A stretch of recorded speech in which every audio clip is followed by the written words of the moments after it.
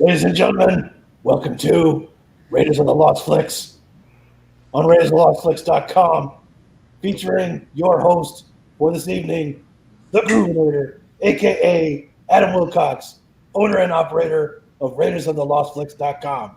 Hey, what's going on? It's Groovinator from raidersofthelostflicks.com. Let me introduce tonight's Raiders of the Lost Flicks for Hellbound, Hellraiser 2. In no particular order, Big Money Nick and Tam from the World Class Bullshitters. How's it going? I see you got your dick shark going. I think there you can get a shot for that. I'm just saying. The professor and the co-star of my Monday night show, Mr. Flair X. We need to come up with a name for maybe Groovinator's Grindhouse. What do you think? Does that sound good? That's fine. It's good. All right. Welcome back, brother. Because you're the one that's getting ground. I'll be the one tired and sitting in a corner going, pokey, pokey, pokey. Pokey, pokey, poka, poka. And of course, Legal X7. What's up, everyone? I got to get something off my chest right quick, though. When I hear the Barge's Rhythm of the Night, I think of The Last Dragon. When you hear Rhythm of the Night, you think Ghostbusters 2016. We are not the same people. You know, something I was thinking of today, and I don't know what made me think of this, but if you want a sequel to Ghostbusters 2016? No, this is different, man. I saw somebody. Oh, here we go. And last but not least, my brother from another mother. He gets a tardy slip for being late. E-Temp Coolion from the Place to Be Reviews. It is I, it is he, it is me, P-double-D, E-Temp Coolion from the Place to Be Reviews, right here with all of yous, the Fandom Menace People's Champion. Don't you forget it, the most criminally underrated YouTuber you've never heard of. And man, I'm fashionably late tonight. Thank you. I'm hail Fandom Menace, hail Fandom Collective, especially hail to the fourth wave. What's up, everybody? It's good to be here. I'm ready to watch some Hellraiser. This motherfucker behind me. The fourth wave. That kind of scares me. That sounds like some World War II bullshit. I don't know if I can do this. No. That was the Third Reich. That's different. Equally as scary, but different. I don't know anything about these things, so I don't speak for that's my commentators. Naughty. If you're new to this channel, what we do here is we like to watch a YouTube video. You watch it with us. We score. We talk about it. We make fun of it. Even if we like it, we make fun of it. And of course, we allow you to post a score towards the end of the show. We'll read it. But the first thing we do is we like to tell you about movies that we think you ought to watch. And that is Alex's segment called This Week on Tubi. If you're not familiar with Tubi, it's a free app you can download. They got a lot of great old Grindhouse style trash on there that we think you would love. So without further ado, and I need to go turn that space heater off in the back because it's killing me. So I'm going to let Alex take it away with This Week on Tubi. All right. For this week, I have picked the 2013 horror movie called Avenge. Now, this time, I actually picked what I personally thought was a good movie. Not so bad, it's good. Actually good. It's about this they keep saying mute deaf girl, but she does kind of talk in that way deaf people talk, so I'm just going to say deaf girl. She's a deaf girl. She's off on a road trip to go move in with her boyfriend. And she runs across a bunch of evil rednecks killing a bunch of Native Americans. And she tries to do the right thing. She tries to save one of them, but in the process, the rednecks show up. They do horrible things. They rape her. They kill her. And an Indian shaman kind of finds her and uses some weird Native American magic and brings her back, as you see in this poster, as like this. He kind of like puts the soul of an old Apache warrior inside of her. So now she comes back and she is fucking up all the. This is basically The Crow with tits. But this movie is 10 times better than any of the Crow sequels. 10 times better. Okay. The original is still the best. Is that a high bar? Yeah, but it was like because Edward Furlong wasn't like part 4 or something. We don't bring that up, Nick. We don't bring that up. Well, I brought it up. What are you gonna do about it, brother? Aubrey Larson. What are you gonna? Oh Jesus! Ooh, yeah, the Nacho Man. Listen, all right. Listen, I've been good this week. Okay, I'm sorry. I've been good this week. I've been a good boy. He wants his allowance. Alex, only you could put together the crow with tits in a sentence. I don't know anybody in my lifetime that's If ever you watch done this movie, now look. Funny thing is, there is no nudity in this movie. Damn. But That's a shame. it's no nudity, but it's still a good movie. It's entertaining. It's gory, but it's not it's not gore every 5 minutes. So when the gore actually happens, it kind of surprises you because you might go a bit without any. There's some fucked up scenes that happen in this movie because she kind of comes back. She's and they do play up more that she's kind of a zombie, which makes me feel awkward because by the end of the movie, I'm sitting there thinking, I'll stick my dick in that zombie. I've been quarantined too long. You never watched that show, iZombie? I was gonna say, has anybody ever seen I iZombie? know. It's a horrible fucking show, but that girl's kind of hot. Listen. I like the show. I like the show too, and I had to support it because of my brown brother in that show. Mainly because he wasn't like the cucked version of the Indian guy in fucking what was it? No, he wasn't. Well, what the hell is that show? Short Circuit? No, not Short Circuit. It's a TV show on NBC with the nerds that go to college. Community. Short Circuit. You're thinking of Abed.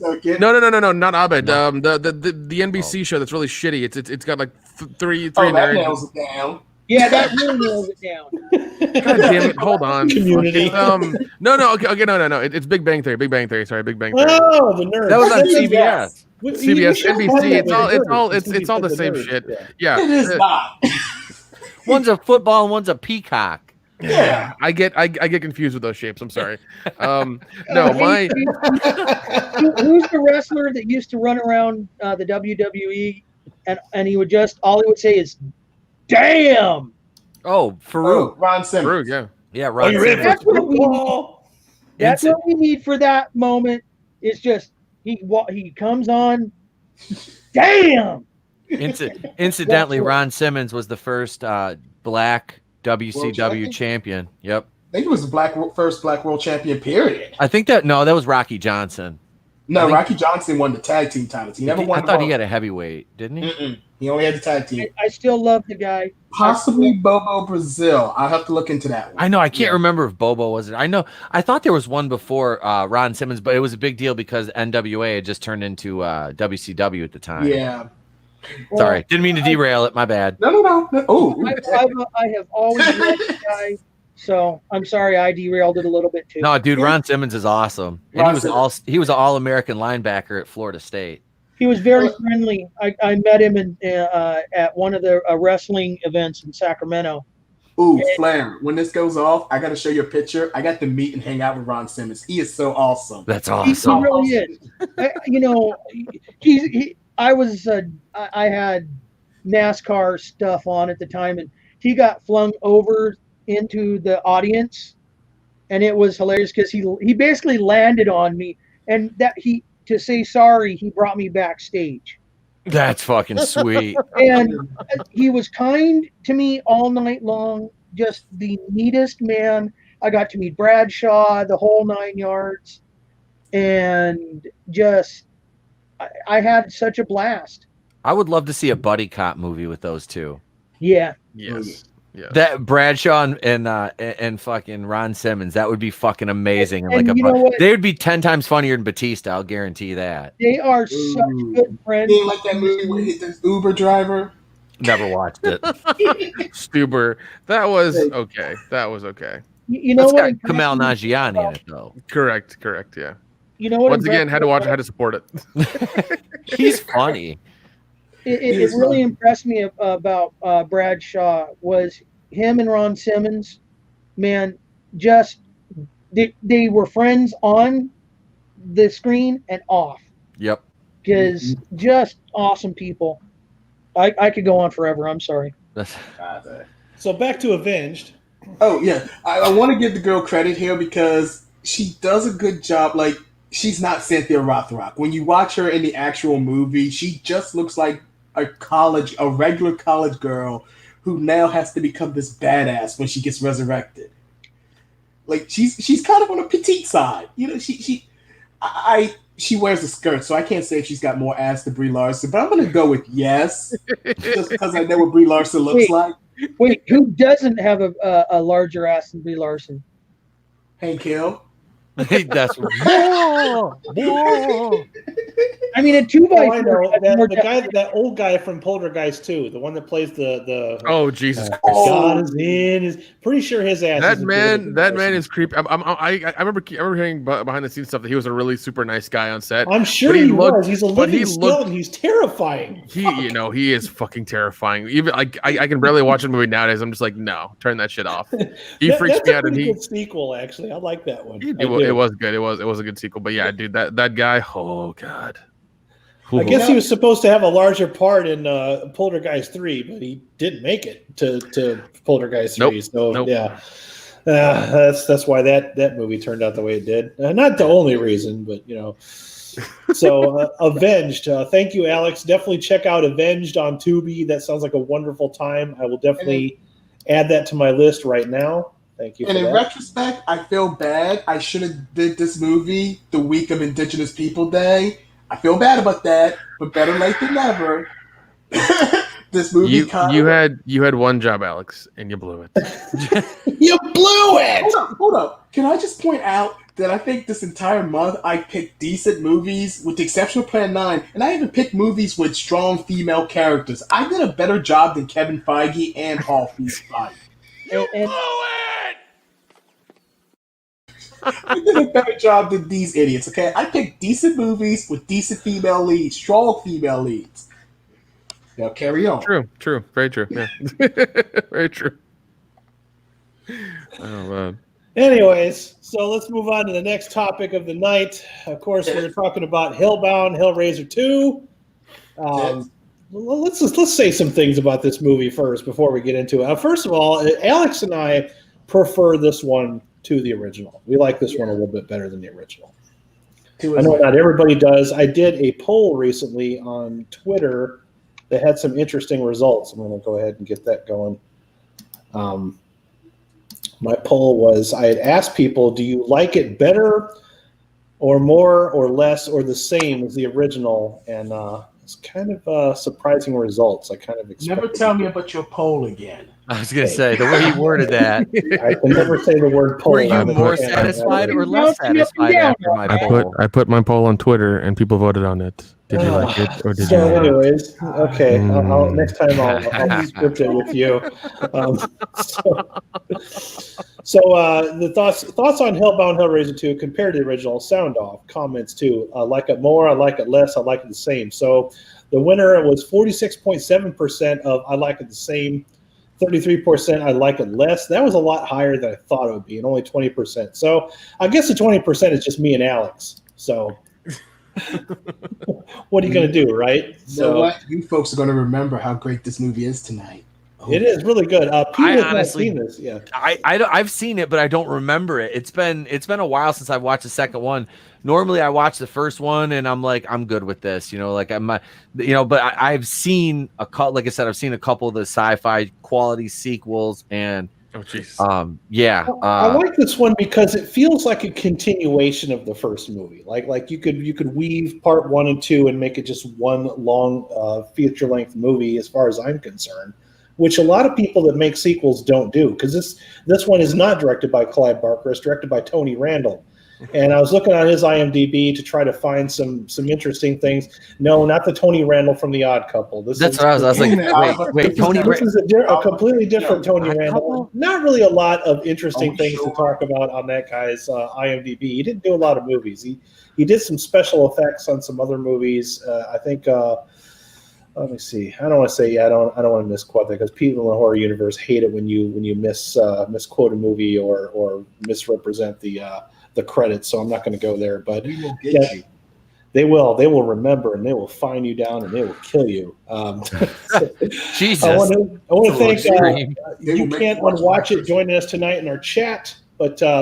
This one had a higher budget because Hellraiser, in spite of its half-star review from people like Roger Ebert, it did really well for New Line Cinema. And Roger Ebert hated horror too. They gave it a slightly higher budget for the second one. I know that because you can see the budget in the movie. I mean, yes, you can, man. They had many different gags and makeup and all kinds of things in there. It was insane the level they went to Hold for on, that. hold on.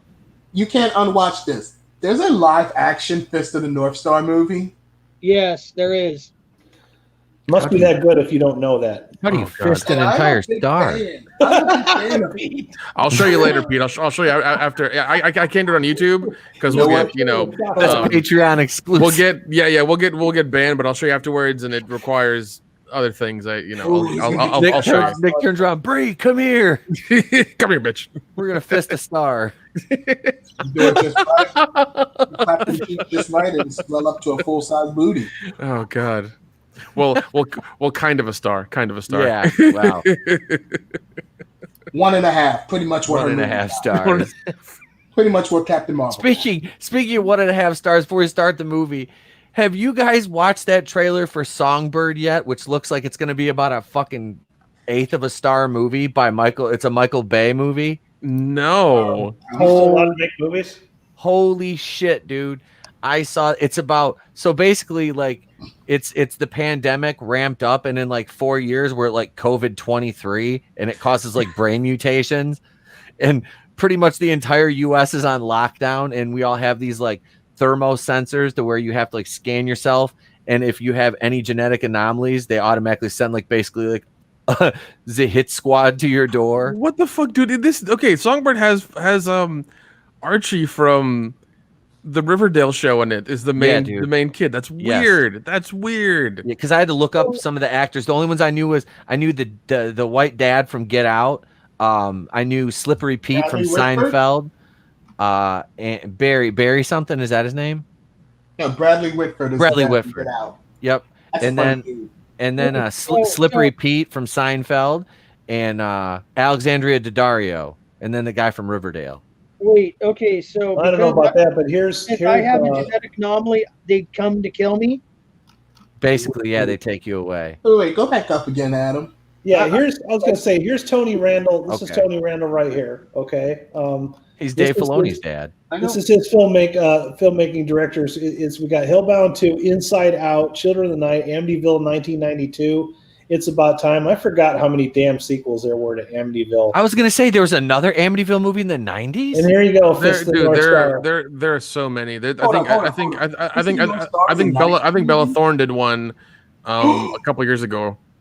How did I not know it? See, when you said Alex, it's a 3.9 out of 10. It's perfect for us. That's fine. Well, hold up. I'm just shocked because I'm such a big fan of this anime and manga. Yeah, 22 April 95, Japan. Action when fantasy. I heard it, I thought, it must have been a movie that came out a few years ago. I didn't realize. Right here. Based on a graphic novel, the apocalyptic adventure centers a man who must reverse the cataclysmic conditions of this world. So. Yeah, when I heard this movie existed, I was like, it must have been a few years ago. I never heard of it. I didn't realize this movie's like 30 years ago. That's 25 years ago. I graduated high school then. Thanks for reminding us how old we are. Yeah, thanks, buddy. Damn it. You're welcome. Damn you. So anyways, Hellbound, we're going to be showing it tonight. We actually like this movie quite a bit. At least Alex and I do. I don't know about the rest of these guys, but we'll let them score it. I'm going to post the link one more time in the chat. So if you guys will go ahead and click on that link and open it up in another tab so that we can all sync up together and watch this, because I sure as hell can't show them here. Sync YouTube up like a would ban me for life if I did that. Because sync up? I've already got a warning for doing something similar that will never go away from my channel. I have a permanent warning on my channel. That's horrible. What did you do? What'd you do? What I did was I did a video, and I actually never released the video because I never finished editing it, but I did a video with Franchise History TV, and we watched Trauma's War. Yeah. And I did an unlisted, unpublished video. We did it on StreamYard. What I didn't realize is you can bypass the whole upload thing and just record. Yeah. Which I didn't scroll all the way to the right when I did the video. So I did it as unlisted, and they still gave me a warning. And even though I tried to defend myself, I'm like, wait a minute, I didn't publish this live. I'm like, this was an unlisted private recording. They still gave me a permanent warning for doing it. That's bullshit. Yeah, I agree. It's fucking bullshit. Dude. It's something that nobody ever saw, and I'm permanently warned for doing that. So I can never show anything on this channel. That's why I'm always like, on pins and needles when it comes to sharing stuff, because I'm already on a warning. So sucks. That's fucking dumb.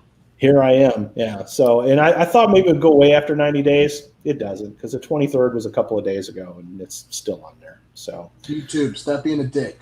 yeah, I know, right? You know, I didn't do anything. I didn't mean to do it. I didn't share it on purpose. I deleted the video immediately after I downloaded it. But you know, Once you deleted it, it should go away then because it's no longer there and you can't do anything with it. That's fucking retarded. Permanent warning. Yeah, permanent warning on this channel. Once that through Black Christmas, so you didn't have to YouTube. YouTube is convinced, like you screw up once and then that's it, man. Well, they do that so this way they have to deal with less people at a certain tier. Right. When you get to a certain subscriber amount, they can deal with less and less of that because that's what they're trying to do with everybody at a certain number. I don't know how that'll affect me if I ever apply for monetization, but yeah, I have a permanent warning on my channel. I can never get rid of it.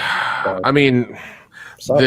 knowing YouTube, they'll probably use it against you because they're assholes. Oh, I'm but sure. I hope that's not the case. I really do. We'll see. But you know, they don't want to share their money, which is dumb because like you create no content and you just have a platform. It's traumas. And here's the punchline: is it's a video that I found on YouTube. Like we were watching it. You know, it's not like something I uploaded. You know, it was already there.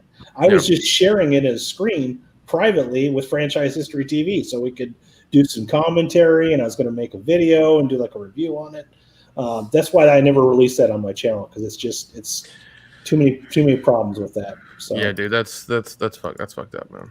All right, so let's get this party started. So you should have the thing slid all the way to 0. So from 5, 4, 3, 2, 1, play.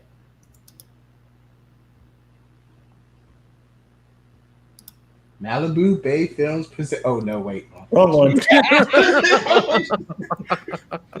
Wrong percent of quality here. Quality. I had to go back. I ended up on fucking Rob Zombie's Halloween somehow. Oh Jesus God! Christ. Why? Funny story about that. Kendo watched both those movies for the first time in the last couple of days. Yes, and he was not happy. he's coming on the show Monday night, so I'm sure we'll rehash that topic. Dude, it's because those I fucking hate those movies with a passion. Oh, he does now as well. He really does. See, I still don't mind the first Rob Zombie Halloween, but that second one's an abomination. Here's a recap of the first movie. If you didn't remember, they did a Friday the 13th and fucking recapped it. They did that a lot in the 80s. Yep. Mm-hmm. I don't mind it as long as they don't do like Silent Night, Deadly Night Part 2 with it. Yeah, I agree. I need to watch Make it the whole movie. Just just film a couple of scenes and have it mostly be just scenes from the first movie. I just got a weird recommendation on my YouTube for something called Satan's Cheerleaders. Watch that. It's pretty good. I mean, it's a bunch of scantily clad women. I kind of got that from Satan's Cheerleaders, but yeah. I want for somebody to make a mashup of like, what are those cheerleader movies where they're like Bring It On? Bring It On and zombies. I think we need to make a Bring It On with zombies type mashup. I want to see that happen. Hail, hey, hang on, nods. Hail, Leo Red. How you doing, sir? Leo Red is joining. Hello, Leo. What's up, buddy? Brie Larson's still a terrible actress. Damn, he stops by on his break at work to say hi. Yeah. Trust me, I know she's a terrible actress because she can't even come correctly. She can't even fake a good orgasm. What the fuck, man? This bitch is so bad. She fucked up faking an orgasm. Yep. Damn. Imogen Borman. Oh, a name like that, he's gonna at least it's not Imogen Poots. Have you imagined your poots lately, Pete? First of all, that girl is cute as hell, and I would do horrible things to her. Wait a second. She was the one in Need for Speed. She was in Black Christmas. That's what I remember her from. Oh yeah. Well, really? she was really frumpy in Black Christmas and didn't look good. Very. She was also in the remake of. She was also in the remake of Friday, and she looked really good in that. I never watched the remake. I've never seen the remake either. Don't, because here's the thing. Appreciate the 85 version because it's fucking awesome. Do not sully your mind with the remake. Yeah, I have no desire to watch that one. Trust me, I've watched it enough for everybody. Don't watch it. Nick, you like the I pain. know. Look, after Black Christmas, I'm going to take advice when someone tells me to avoid a bad movie.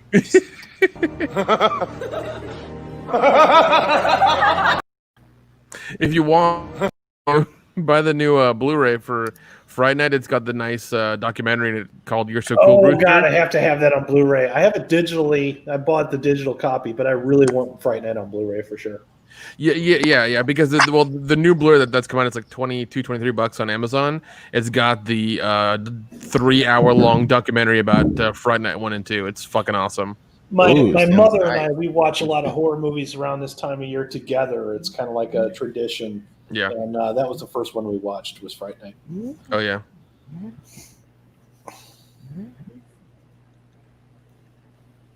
By the way, best backstory ever.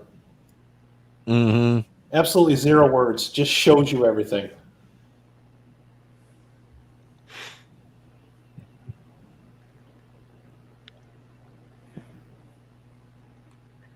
Please don't let me keep doing this franchise for 8 more movies. I was going to say, before he became a hell priest, I'm sure he probably said "oi" a lot. Okay, fine. Look, I'll give you 2 good sequels, but after that, you're stuck for a bunch of crappy ones forever. Oh, God.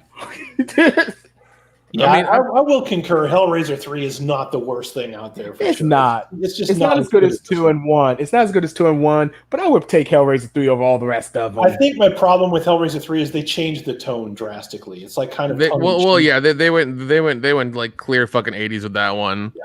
And it was weird. But like, here's my thing. I will allow the first 4 and that's it. And that's really that stretching shot it. right there, Nick, is fucking amazing. I love Oh, it. it is. Yeah. Yeah. I get why they changed it for 3 because 3 was when Pinhead finally became the main villain. Because for the most part, the main villain of these 2 movies has always been the stepmother and all that.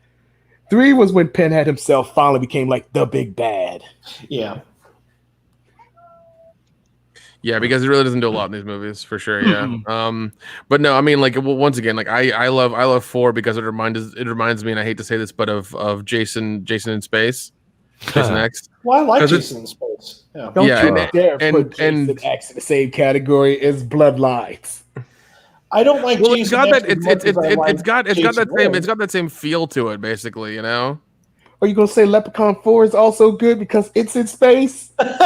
No. I never said Bloodlines is good because it's in space, and it's good because of what it is. I mean, it's fine, but it's it's oh god, it's still pretty crazy. Okay, I'll let it slide this time. Let it slide. That sequence is so kick-ass. I Isn't it forgot how though? cool. Yeah, I forgot how cool that was. Oh God, I just had a horrible nightmare. I was watching some movie called Unicorn Store. The terror. What happened to that kid? We still haven't found that kid. We never did find him. The horror. Watch, he's gonna show up on Unsolved Mysteries. Well, they did put out a new season recently, so Mhm. Oh, also, Alex, Julia is a lot hotter in this one than she was in the last one. Oh, I know. Look, I still watch Hellraiser 2. Oh, yeah. that woman has aged very, very well. This lady here? Yeah, Oh, yeah. We were talking about that last week. That she looks the same. yeah, she's She was yeah. still hot in is it? I think it's Hellraiser 5. She's in. Like she was still hot in that, and that movie came out in the 2000s. Yep. I can't remember if it's 5 or 6. So that's the weird thing, but the straight to DVD Hellraisers, I remember them all, but I can't remember what number they are. Except for Judgment. Judgment's an abomination. I'd rather sit through Black Christmas than what was it, Hellraiser? Was it? I think Judgment was not the last one, but the one that's only an hour long. Damn. That movie sucked. They made a made-for-TV movie out of it, huh? Pretty much, yeah. The whole movie takes place in one house. It And you says narrated by Andy Rooney. It was the one so. Just remember, I think if I'm talking about Judgment, this was the movie that was so bad. Doug Bradley finally said, "Nope, I quit." And Damn. they had to get a new Pinhead. Like all the crappy Hellraiser movies he was in, this was the one he was like, "Mm-mm, That's the one this that is too broke far, him. son. Yeah. This is too far." And you got a lot of idiots who would claim, oh, it's the best movie in the franchise because it's just like part one. Hey, you know what? The Force Awakens is just like The New Hope. That doesn't make that good. Okay? Kill it. Kill it with fire. Fucking spent the whole cash, man. Come on, man. You can't kill that cop off. He's got the porn stash. The porn stash. That is gold in the 80s. Nobody You know had a that better look one on than her Tom. face? It was Tom Atkins or Tom Selleck. That look on her face sitting in that room, that was all of us when we finished watching Black Christmas. If I Tom can Atkins, honestly say I've never seen Black Christmas. Oh, yeah. You'll want to burn your eyeballs out of your sockets. just watch the original and the first remake. Yeah. I still haven't seen the remake, but I do like the original. At least the 06 is Katie Cassidy. Yeah, I like the original. And I like the. See, I have to say the first remake because now when you say the remake, people think you mean the crappy movie from last year. Yeah. Like, no, there was another remake that was pretty decent. Wasn't Michelle basically, Trachtenberg in the remake? Black Christmas 2019 is a virtue signal masquerading as a horror movie. And it forgets to be a horror movie. Oh, it scared me for all the wrong reasons. Oh, exactly. It just, you're thinking to yourself, I'm like, this has to be a parody. This can't be real. Oh my God, they're serious. Oh, they didn't. Oh, they did. Wow. I'm dead inside. There you go. It's a unique fixer-upper on Craigslist. Go ahead and grab this mattress. Hey, that's just a reminder that a man. That's just a reminder a real man loves his woman every day of the week. Every day. Awkward. Look, it's either eat that or candy corn. This is how you get rid of Black Christmas from somebody's mind, from this procedure right here. I joke, but I actually like candy corn. Candy corn's awesome, dude. It is, man. I'm with Diana Prince on this one. Like I'm with candy corn for life. Even Why did you bring that up, Alex? Even those little pumpkins that taste like candy corn, those are dope too. The pumpkins are a little bit better than candy corn, but not by much. God, I want some candy corn right It's still now. a really I should have got some lousy, for the night. chewy, waxy, not very good candy. Is it safe? Does anybody want any gum? We got Bazooka Joe. Ooh. Is it safe? Has it been checked for razor blades? What did she think of Black Christmas? Yeah. She liked it. Well, fuck her. I should do can't like help her. Ethan Van Sciver did with that. I should just drive around and just walk up to random people. Did you see Black Christmas 2019? What'd you think of it? Just record all of it. Why are you gonna scar them with that, man? Well, if they haven't seen it, then there's nothing for them to be worried about. But if they have, But then they're gonna get curious and they're gonna look, and that's gonna hurt them. Permanent damage from that, man.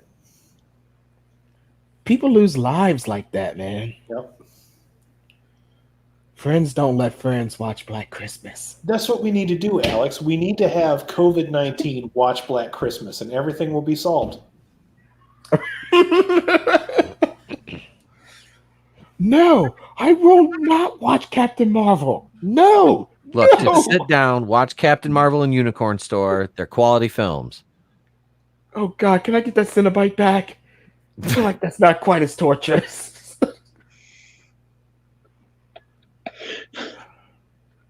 Yeah, the Cenobites are kind of cool in these movies, man. They know how to make their entrance and they make it count, and they can't be bothered with anything.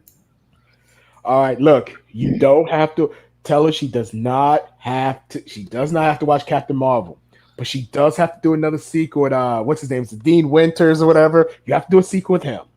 Those are the rules. Still better than Black Christmas. Black Christmas was amazing. What are you talking about? Oh, the original was. That's it. And Pete just got his edibles. Where's my bag? I was just gonna say, where's my bag of edibles? I can't. Oh, now you want to talk, huh, Dame? I'll destroy that mattress with you right now. You cannot watch it. Ashley Lawrence was always pretty hot. She is and still is. You can't watch it. Oh yeah, dude. Don't let the franchise go to space. Do not let it go to space. Remember Pigs in Space on the Muppets? Hellraiser in space. I remember Well, hey, the Fast and the Furious is going old and to space, so we're good. Yep. Yeah. I can pretty much proudly figured say I haven't seen one since I watched half of Tokyo Drift. Well, also remember the franchise started in 2000, and the first thing that they were stealing from those trucks were VCRs and TVs. So Yep. before they became superheroes. yeah, They keep yeah, shouting family every 5 minutes. yeah. So I mean that right there tells you how old that fucking series is, and they were hijacking a 18-wheeler full of VCRs and like CRT TVs. Like That's fucking They hilarious. really need to look. I'm gonna say something really spicy for a minute. They need to be really appreciative of not just The Rock, but Paul Walker's unfortunate death, which kind of saved that franchise. It almost did, honestly. It pretty much had the Heath Ledger effect. That was when they started making billions. Was after he died. yeah, and I mean even then. And they glued his brother's body onto his head. Yep. I didn't mind that just because they just want to wrap up his story. It's like, what were you going to do? Which is weird because people forget. That's another thing people forget with these movies. Paul Walker was supposed to be the main character. He was the main character. By the way, He was the character for the first two little movies. blonde but bitch on you the found floor out here he looks was like a married. gelfling. Whatever you do, don't play Jenga with her ass. Don't tell me what to do. Since the Dark Crystal got canceled, she hasn't had much I'm work. saying, man, Dark Crystal got canceled. She's pissed. She's gonna Look, summon I some will Cenobites. jingle that. I will jingle that ass. Okay. Calm down, Santa Claus, and your ho ho hos. I've been in quarantine too long. Deck the halls. Listen. Deck the halls and beat up the walls. Deck the Alex, balls. I'm right there with you. Okay, I've been on what is it? Months. Bumble, Plenty of Fish, Okay Cupid, Match, Grinder, Wait, J Date. Grindr? Oh wait, Grinder? Don't judge me. It's quarantine, okay? Okay, look, it's 2020. It's 2020. It's 2020, man. Don't judge me. right. Okay? Don't Hey. judge me. I mean, I guess if you're married to Brie Larson, it's enough to do that to you. So God, you know, I understand. I got the allowance. The pagan joke. Do what now?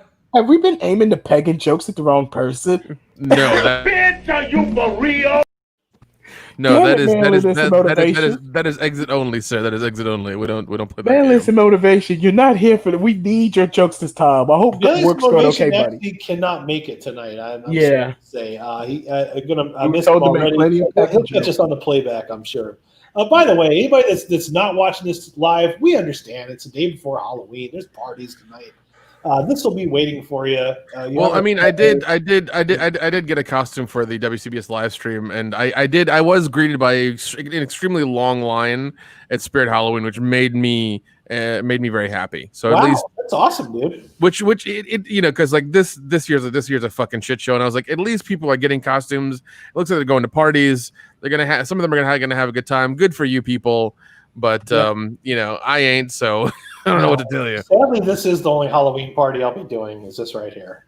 I'm dressing up like I'm Negan fine and with going that. trick or treating. But honestly, if I was going to spend it with anybody, I'd rather spend it with you guys. Oh, thanks, buddy. I love you too.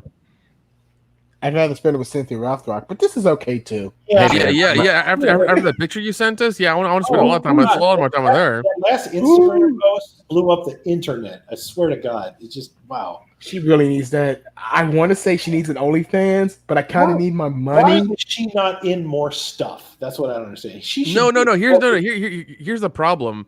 She was in a lot of stuff that nobody's ever watched, and I think what needs to happen is we need to buy those movies legally and convert them to Blu-ray or something. Yeah, because a lot of her movies aren't even on like VHS. Well, she has a large fan base, but I guess it's not big enough by Hollywood standards. So Well, and We need to the make it problem big. is it's mostly over in Asia, and Yeah, Asia, her career's still going. And it's great. you There are can't horny old men do like us. DVD. Ew. That. What are you doing? Jacob, bitch. That's how you catch the AIDS. I want to know if Django was out before or after this movie. Do what? It's not important. I was just wondering if Django was out before or after this movie was made. When's the mattress? Come on, the mattress is gonna start eating people here pretty soon. Oh, by the way, I forgot to share that. There's a picture in my Facebook group. If you guys aren't part of my Facebook group, you need to get up on that. After the movie's over, I'll share you that picture. Somebody made an action figure of the mattress from this movie. I just saw that. There's a couple of accounts I follow that do that, and they make fucking bank. One of the guys puts his stuff on eBay only now to sell. He used to just sell for like $80 a pop, but then what would happen is people would buy for $80 and sell it for $800. So I was like, fuck it, you want it, you bid on it, and he is making like hand over fist money. I think he's doing like $500. This hospital has a cartoon villain basement of just horrible things of people that have been locked away forever. It's crazy. Still more secure than Arkham Asylum. It is. It's fucking yeah. What isn't more secure than Arkham Asylum? Well, that's also the sad thing is because like I'm sure Bruce gives them billions, or maybe he doesn't give them $billions. Maybe he keeps cutting their budget so it's still something to do on the weekends. Pretty much. Well, it's like they have a coat checkout system. The Joker walks up to the exit, goes, "Yeah, Don't make me want to play Christmas 2019 again." Out the back door he goes with his coat. He's off to Gorman, you're an asshole. I'm sorry, I see that guy. I just think of Gorman from Aliens. But yeah, I'm very very sure that Bruce Wayne owns Arkham Asylum and has been like every year like dwindling their budget down to nothing just so these guys can escape really easily and he has something to do on the weekends. Yep. I mean, I've said before, Batman is the greatest villain in DC Comics. Yeah. He's the only superhero whose city got infinitely worse when he showed up. Say what you want about Superman having to fight demigods and all that and Wonder Woman fighting cheetahs, but for the most part, they keep those people safe. Ain't nobody got time for that. Gotham City's got like a death toll in the millions. Yeah. It's gonna and Batman created like 80% of his villains. Yeah. Like Batman's he don't let anyone kill them. Don't kill him. A horrible person. It's against my code. Don't do it. Yeah, I mean, can't they just like all of a sudden all start falling off buildings and dying? Just saying. I like the Thomas Wayne Batman in the the Flashpoint because that motherfucker's just out like straight gunning people down. Yeah. Like, I was like, I like Thomas Wayne as Batman. This is why I like Michael Keaton's Batman because Michael Keaton's like, yeah, Joker gassed the city once. The Batman dropped his ass off a building. Yeah, he's like never again, motherfucker. Yeah. And then what happened? Penguin gonna try to steal a bunch of kids. What's gonna happen? I'm gonna drown you in toxin, Penguin. Yeah, Keaton was just straight like, no, these villains ain't coming back. They ain't coming back. I didn't think about it until someone asked me before. It's like, when has Arkham Asylum ever said in the Keaton movies? Oh shit! It's not said. He doesn't. That's actually a really good point. That's actually a really good point. Them to the grave. Yeah, that's very very true. Hey, he giving her that devil dick. She was getting that. Kama Sutra.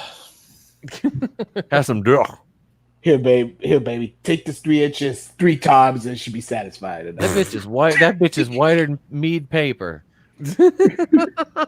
God damn. She's whiter than Brie Larson and dipped in milk. You ain't kidding. Uh-oh. That's a shitty Rubik's Cube.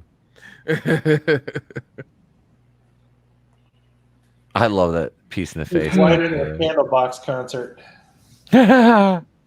If you guys have Shudder, that one documentary's on there, In Search of Darkness. It's 4 hours long, and it's about all these 80s horror movies. Dude, I've been seeing that advertised on YouTube a lot. Tom Connors has been from Midnight's Edge has been doing those like little teasers for that, and so is another dude I know, Fanzine, and they did 976 Evil today. I was like, I love that one, the first and second one. I don't know if they made any more after that. I can't remember. Now, to horror fans, they might think that all this recapping is really not worth it, and you're not wrong. But if you're wanting to come into the franchise and you're watching this movie, it makes sense. Like, you can watch this one and not have to watch the first one, because the first one's a little violent for some people. I'll be honest; it's up there, man. It's a pretty gory flick. Did I sent you guys the girl on Instagram who had the Pinhead costume, right? Yes. Okay. Diana Prince. No. No, There was an Instagram chick I follow who did the sexy version of that pinhead costume. Makes Diana Prince's look like a fucking store-bought costume. Giggity. Not saying that Diana Prince isn't a good cosplayer. She is, but this pinhead was way better. Diana Prince, if you're watching this stream, come join us one day. Or Hell Priest. Yeah, come hang out with us. We would love to have you. Dude, I can't wait till shit gets back to normal and they do horror cons again because I miss that shit so fucking much. Did you watch the Joe Bob Halloween special? Yes, I did. I think they're doing another one tonight or something. I'm not sure. Are they really? I thought that because I knew they did two. Okay, I think it was a one and done thing. But hopefully they do another one. That would be wonderful. But my only complaint is I did not like that movie Hack-a-Lantern. No, it's bad. It's fucking bad. I watch everything that he shows on there because I like listening to his commentary. So I'll sit through any fucking bad movie he puts on there. But that was a slog to get through, man. Like I wanted to start fast forwarding shit. I was like, this movie is it worse than Black Christmas? It's up there, man. But no, it ain't better than Black Christmas. It's just boring. It's a very boring. Yeah, it was just boring. That's all it was. You got to take the positives in your life, man. Yeah. Just remember, it wasn't as bad as Black Christmas. See, Alex, now you can say that. So now the bad stuff that we watch, you can go in like a trooper because you know it won't be that bad. Except for Hellraiser Judgment. Well, we won't be watching. It really is worse than, trust me. It really, I want to say it's a Judgment because there's one that came out like not too long, the last one. I want to take this that right here and I want to edit it with like a QVC channel thing, like, with the little prices on the bottom scrolling across, like unique mattress, only $29.95. You were talking about sloggy movies. That one I told you about earlier, that You Might Be the Killer. Oh yeah. That shit is like it's like not a great movie. Like the biggest star in it that I can recall right now is Allison Hannigan. Yeah. Yeah, it's very Zombieland, very meta. Extremely meta. It puts like an on-screen kill count. It was kind of fun. I was watching it while I was recording my video today. But yeah, I was like, I'm actually gonna go back and watch this again. Are you a fan of Bill and Tucker and Dale versus Evil? I own it, and I've never seen it. You need to watch it, bro. Dude, Tucker and Dale's good. No, but like, You Might Be the Killer. I watched it for the first time like 6 months ago because it was on Shudder. Yeah, and I fucking loved it. I had to buy the Blu-ray, and it's basically like a Friday the 13th movie almost, but it's deconstructed. Yes, and I love that he calls for help and he calls his like nerdy friend at a comic book shop. I'm just like, yeah, I fucking love this shit, man. And dude, like there's a part where they're like, kill. It's like straight up like Jason. It's like straight up like Jason shit. Like I'm like, how did Paramount not sue the fuck out of them for that? They probably asked really nice and they're like, all right, fine, let it go. Paramount's got so many rights shit going on with Friday the 13th anyway. That's caught up in litigation. Which I mean, like, I'm happy because we haven't gotten a shitty remake yet. But also I'm sad because they cannot go any further with the video game. Like the video game's stuck because it can't do anything else. They can't put the Jason X costume. This level of the hospital like gets absolutely no orderlies. It looks like a fucking meat packing plant. Yeah. Hey, horror movie 101, man. Horror movie 101. The asylum has to look really dingy. Here's the problem I have with this. They're in an elevator. The elevator says basement. At some point somebody would push the wrong button and go there. That's true. That's true. Yeah. Unless it's a secret elevator that requires a key. And a passcode. Or maybe it's like the movie 13th Floor where you gotta turn the number. It's like a Silent Hill elevator. Jeez. 13th floor is where that kid from the unicorn store is at. Why does he look like Mr. Fantastic from the Fantastic Four movies? I think that kid got stuck in John Malkovich's head and shot outside the Jersey Turnpike. If you've ever seen that movie, I need to buy me being John Malkovich. I need a prop of one of these limit configuration cubes. I really want one. I don't know where I'd put it. I don't care. I'll figure it out later. My buddy just made one. There was a husband wife couple who would go through the conventions and make really super nice ones.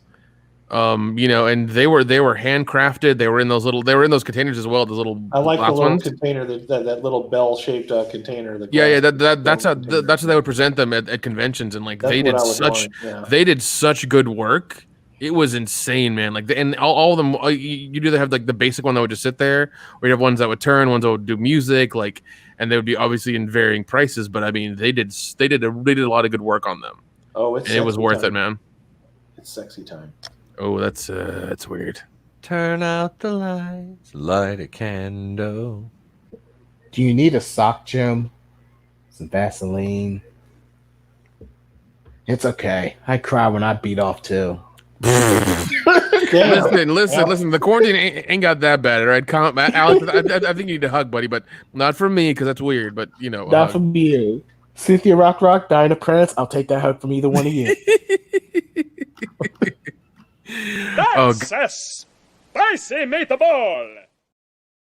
One day we're going to become a big enough channel that one of our fans is going to get Cynthia Rock to record a video shouting us out. Like, welcome to Raiders of the Lost Flick, and we're going to... Shit. You know you'd like it. I'm not saying that I wouldn't like it, but I'm being realistic, damn it. Hey, you need to aim high, son. Aim high, just like Brie Larson did a Unicorn Store. You kind of watch this because Hack Lantern's kind of fun. I'll tell you what, I like the video. I bet you After the video, the rest of the movie is just kind of drag. Jesus, man. There's a music video sequence right in the middle of the movie, like a satanic rock video, and I love when 80s used to like exaggerate satanic metal. Oh, dude, yeah. Did you ever see a movie called Trick or Treat with the guy who would come back to the record and like? Yes, or no, I haven't seen that one, but I've seen it advertised. I think that one doesn't it have Ozzy Osbourne in it? Yeah. He plays a televangelist. That's fucking hilarious, dude. It's like that movie is an unrated goddamn classic, and everybody needs to own it or at least watch it. I watched Trick or Treat last night. The anthology? Oh, I love that. Fucking love that movie, dude. Like I feel bad because Michael Daughtry, who made it, got unjustly shit on, and for some reason Hollywood hates anthologies. I don't know why. Oh God, I fucking love them. I love them to death. I love anything like that has like scary stories to tell in the dark got nudged underneath the radar because it was like a complete story. I remember Cody was telling me about that. Yeah, because like it's an anthology as well, but it's done like in a complete way. It's done differently. Sadly, there is one anthology Hollywood really, really liked. Tales from the Hood 2. Jesus. Well, the thing with anthology movies that I like is like, okay, you don't really like the story, you're not into it. Don't worry about it. There's another one coming up. You know what I mean? Exactly. It's like a bonus. It's like a collection of little short stories. I fucking love anthology movies. No, and they're really good. And I feel bad because Hollywood shuns them because I guess like if more than one director does one, they got to pay them all, and it's like a whole fucking thing they hate to do. Yeah, I would think that those would be colossal because I mean, look at the VHS series, and I actually love those movies. I do. Oh, dude, VHS 1 and 2 are good. 3 is a little corporate, but it's still fine.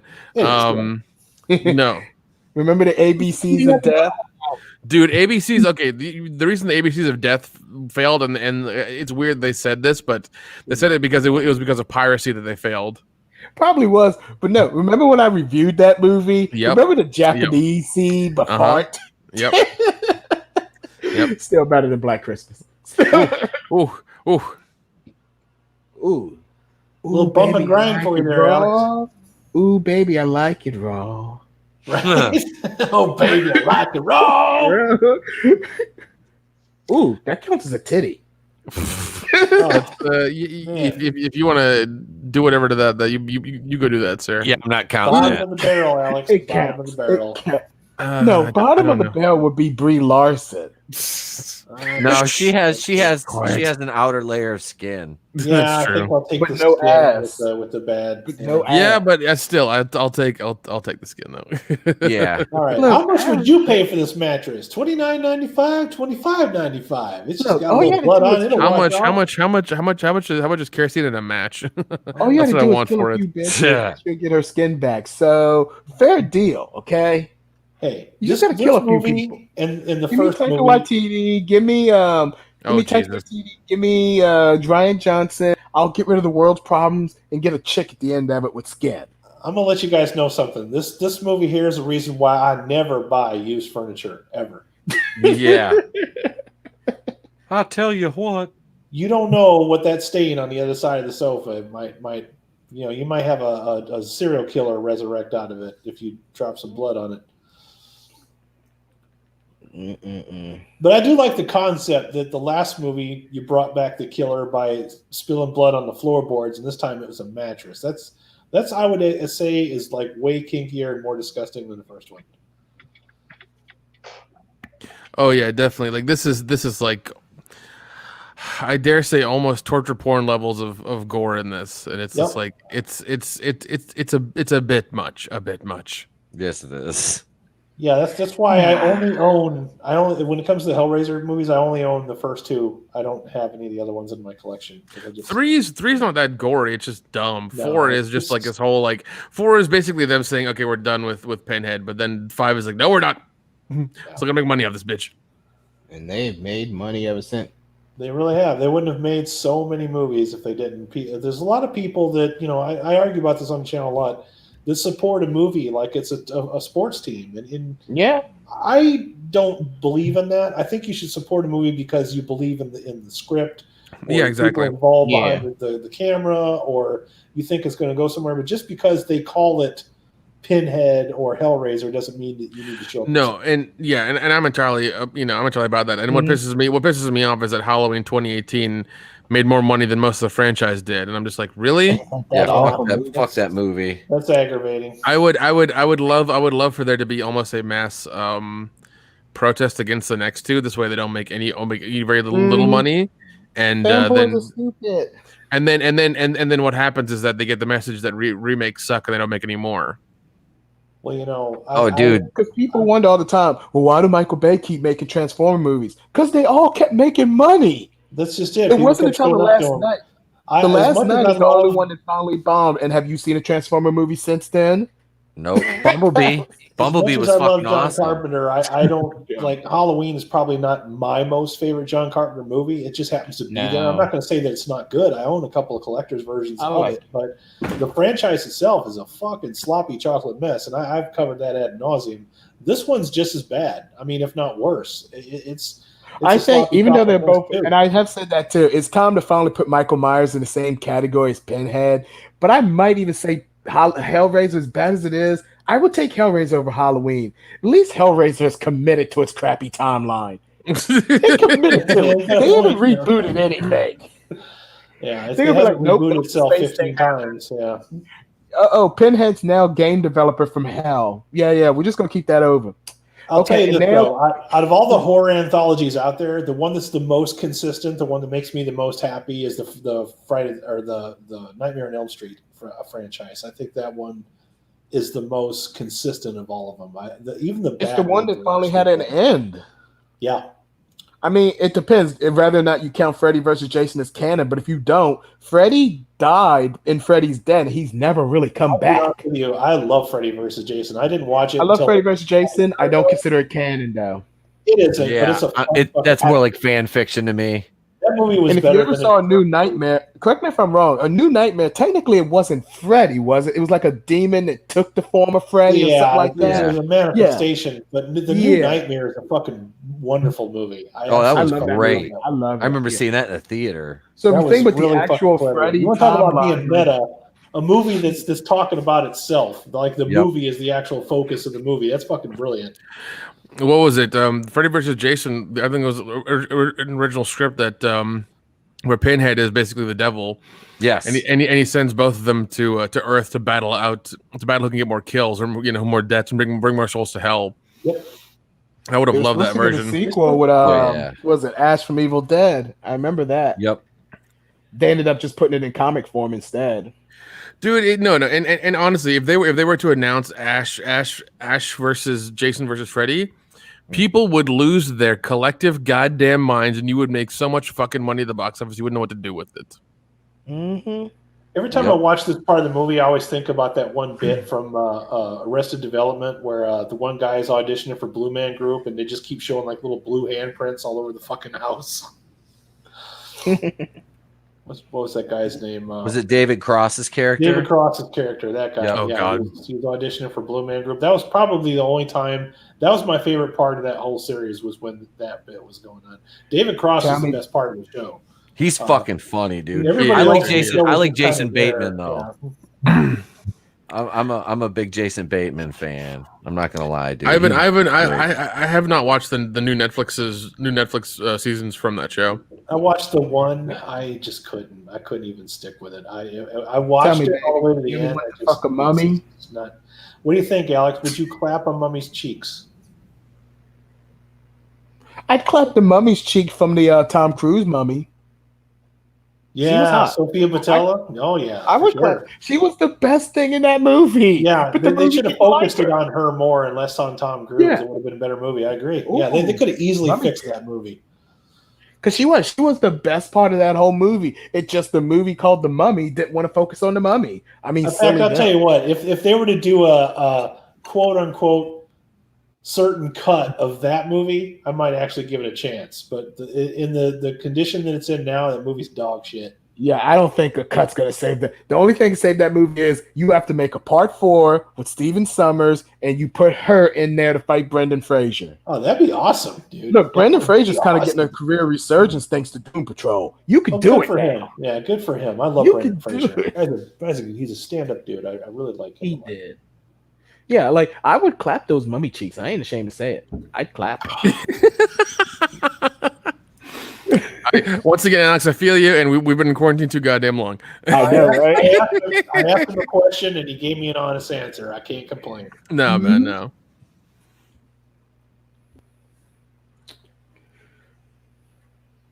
Calm down, Gorman. Nobody fucking asked you.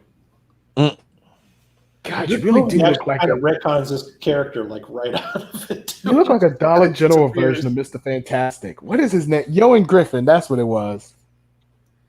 He looked like that Yoan Griffin, a discount version. But you know what? I'll be honest. He made a great Mr. Fantastic, despite how bad those movies was. Well, at They some were point, still we better are, than Fan Four Stick. we are going to watch the Roger Corman fan force. Yes. on here. That is going to happen for sure. Ooh. I don't know when, but it will happen. Yeah. It's just I a got matter of so when. many jokes. Yep. Yeah, like I would. Next week will actually be Flair. He's having his birthday, so it'll be his pick. Oh, yeah. Right. So it'll be a double feature. Hopefully you guys can hang out that long if you can. I understand, but it'll be an extended show. Is booze required? No reviews and no week on Tubi. We just watch a double feature. Speaking of reviews, if you guys are listening along, make sure you go to raidersofthelostflicks.com and vote for your score for this movie. Most of the regulars know how to do this. Go to that web address right there. Place your vote. I'm going to go ahead and put up the link to that now. I'm just saying, bro. She left the mouth hole open for you. I'm just saying. I'm just saying. Speaking of mouth holes, I was wondering if you were to get head from Mariah Carey, would that song that she sings at Christmas time have a different meaning for you? I was gonna say a joke, but then you got to the end of that question. These are the kind of things I think about late at night when the power's out. Okay. And yet y'all getting on me for clapping mummy cheeks. Well, I started that. That's my. I totally. Hey, man. I agree with you with the mummy cheeks. You know, you gotta get it where you can get it, especially during these quarantine times, man. You don't know where your next task is gonna come from. These questionable times. Am I the only one that thinks it's weird that this motherfucker has like 37 people hanging in his fucking attic so this bitch can eat them? Bro, I watch Unicorn Store. I'm used to seeing hostage situations. Here we go. You cannot watch it. You understand. He says Alien, Halloween, Jaws, The Thing, Hellraiser, and others should not be franchises. Absolutely. They're great movies. They're standalone movies. They should just be a one and done. You look at Jaws. The first one's the only good movie in the franchise. Yes. I The mean, rest of those are hot garbage, especially Jaws 3D. I do love part 3 because it is hot garbage, man. It is fucking. I'm a It's huge terrible. mega fan, but I'll be the first one to say they never needed to make any sequels to this ever, and they never should have. She looks Although, better with I'll her give hair Jaws on. credit. Jaws has that rare distinction of being like infinitely better than the book. Yeah, he's The not wrong. Jaws book is like, God, I've Steven read Spielberg made some It's hard to changes see. and made it more fun. Yeah. it. It is hard to get through the Jaws book, man. Like, Jesus. By the Thank way, you, if you're watching Spielberg. this Vintage Horror 101 link, give the guy a thumb up. It's the least we can do. We're watching something that he uploaded for us. So he or she. If you're in the asylum, give that mummy a thumbs up them cheeks. What he said. Mm-hmm. Thumbs up for Welcome Mummy to the House of Horrors.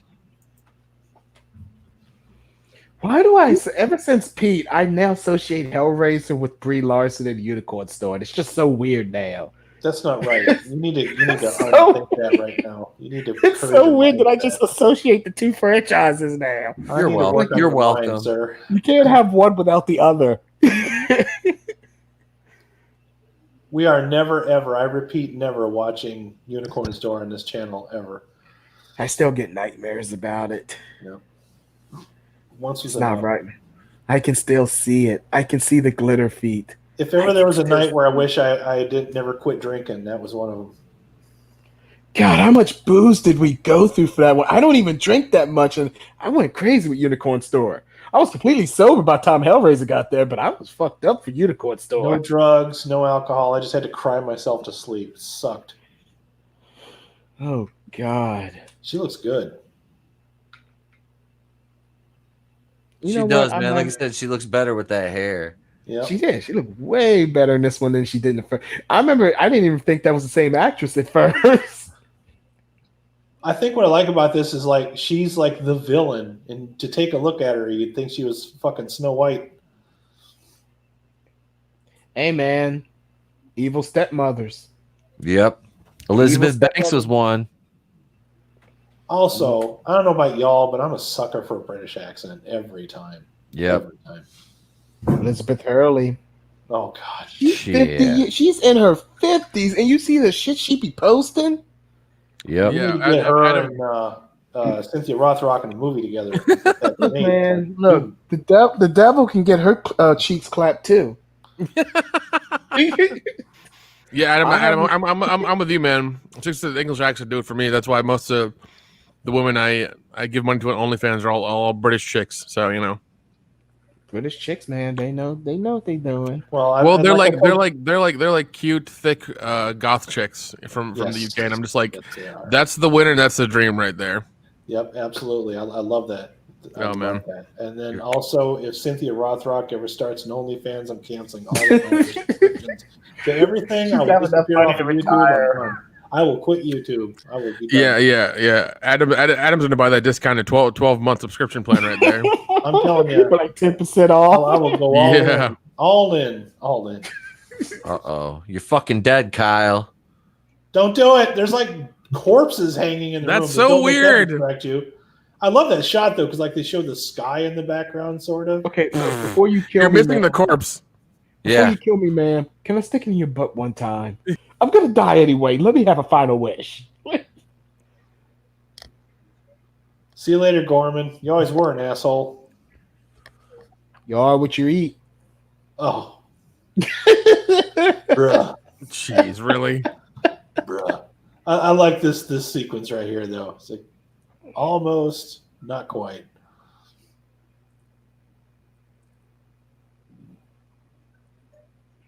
Man, you get That's your what happens, head, boys. girl. That's why you never marry crazy, right there. Little head'll kill you. Yep.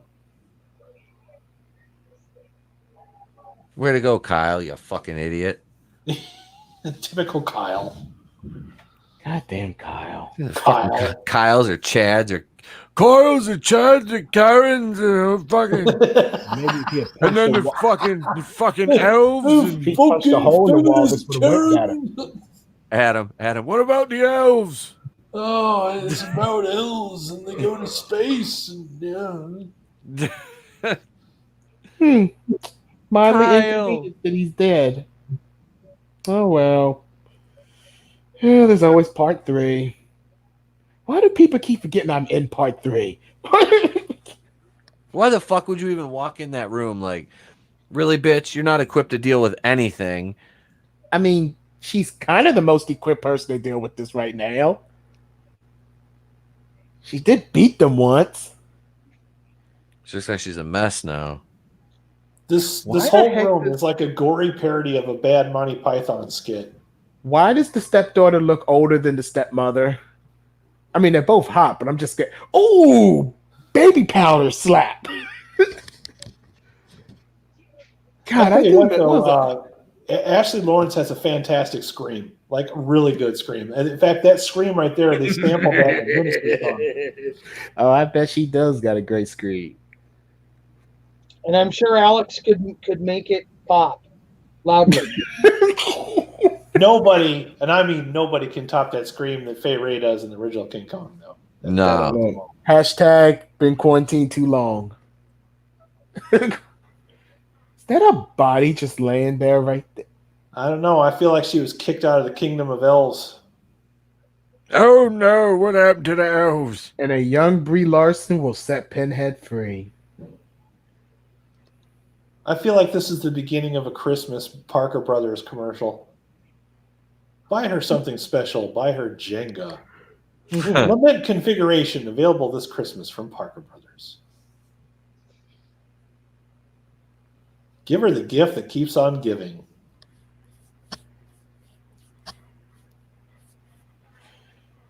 You know, I feel like someone solving that is why 2020 is the way it is right now. I'm saying, man. I was thinking that too. I was trying to work that into a gig that would fit on a thumbnail earlier, and that couldn't work. Either that or making Black Christmas summon the devil. Either one's acceptable. It's been all downhill since Black Christmas, bro.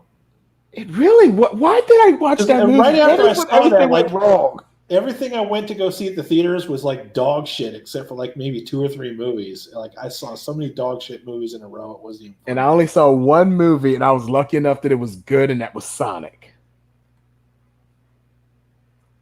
I was like, I'm not seeing these bad movies. No, I'm not seeing Charlie's Angels. Those bad horror movies are the gift that keeps on giving because they're so fun to write and talk about and review and just completely trash on people. I don't care how much Dion loves it. I'm not going to see Terminator Dark Fate. I just can't do it. I can't do it. Alex, I saw it so you don't have to. You're welcome. I did what Pete did with Charlie's Angels. He went and saw that. I went and saw Dark Fate, so you guys don't have to. You deserve a medal.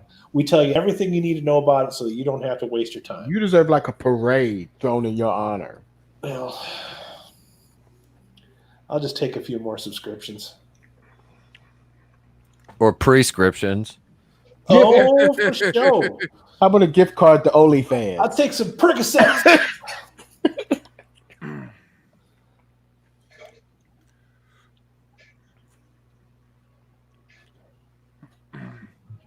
You know what? I'm just gonna say it. No one's gonna say it. I'm just gonna say it if no one else is gonna say it. Ain't no black people in this movie. This is racist. Well, you really want him to get like chained and tortured for 90 minutes? I'm just saying. This is the Never mind. This This movie's is the progressive. place you don't want to know about. This movie's no, I'm kidding. But you know someone would say that, right? This movie is how Home Goods was formed. Okay, Oh, yeah. It came out of a We all know limited someone would configuration. say that about this movie today, but why weren't there any black people in this movie? Because we don't want to be chained up. What you don't realize is right now she's about to summon all the Karens you'll ever meet in your entire life. Actually, do we ever make it into Hellraiser movies? Speaking of that, you talk about the there's no black people in this movie. They just race swapped Anne fucking Boleyn, a real life character, a real life person, in a miniseries. And what did she do? She was the Queen of England. Pete, you remember that one time we were talking about that movie where they sex changed Jesus? Oh God, yes. Remember that? Yeah. Yes. Anything's possible now. Yeah, I got an article from Bounding into Comics about that. They race swapped Anne Boleyn. I'm like, she was the Queen of England. You can't really. That's like a real historical figure. You can't just be like, well, guess what? Black. It's like, wait I don't have a problem with race swapping, but if it's a real life person, yeah, dude. If it's a fictional character, it's like But you know what? depending on the First time Hollywood backstory, did what you're that. doing with. Thank But God these guys are making entrance. Edward III did import a headsman from France for her. Go on, baby. Give me some neck. Give me some good neck. See, I asked you about that last week, and you said what was wrong with me. Now you're thinking about it, aren't you? You know why I've you're been thinking about quarantined too long, bro. it? I've They been changed the quarantined too actress. long. This one's a different actress than the last one. Maybe that's what it is. This one's prettier. Any of y'all ever see Patch Adams? Robin Williams? Long time doctor? ago. You know the female in that movie was supposed to be a guy in real life? Really? Yeah, it was his best friend. It was not his love interest. He was trying his pork. Yeah, I did not know that. I feel like think this it's guy 'cause you know- open up for Power Man 5000. Because you know the real life Patch Adams, he hates that movie. He loves Robin Williams, but he hates that movie. I didn't even know that was a real guy. Mm-hmm. I didn't know Patch. I read that Patch Adams didn't particularly like that movie. Well, another one too is as much as I love a Good Morning Vietnam, is very fictionalized version of Adrian Cronauer. Oh, DJ in Adrian Vietnam. Cronauer All the rest of too. the movie was completely fabricated. Mm-hmm. But I don't care. I love that movie to death. The Blind Side. Behind Enemy Lines, the F-16 pilot actually that was shot down in Kosovo that's based on sued and actually won money over that one. Good for him. Good for him. Actually, the guy that actually did get shot down, Flair, while you're mentioning it, he spoke at one of the GameStop conventions that I was at, like the actual guy. Oh, that's cool. He was a guest speaker. There was two of them, the F-16 and then the F-117.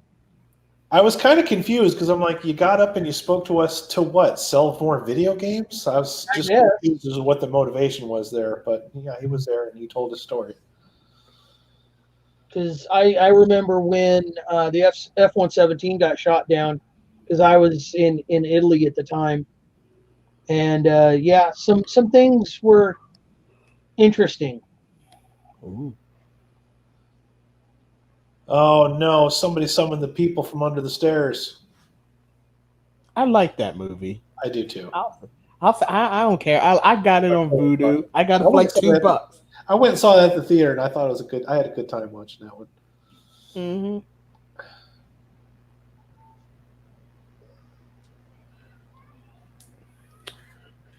Plus, that movie was that was a movie that was but race coming together better than any movie in 2020. That little black boy and that little white girl, they helped save the day and got money for the neighborhood.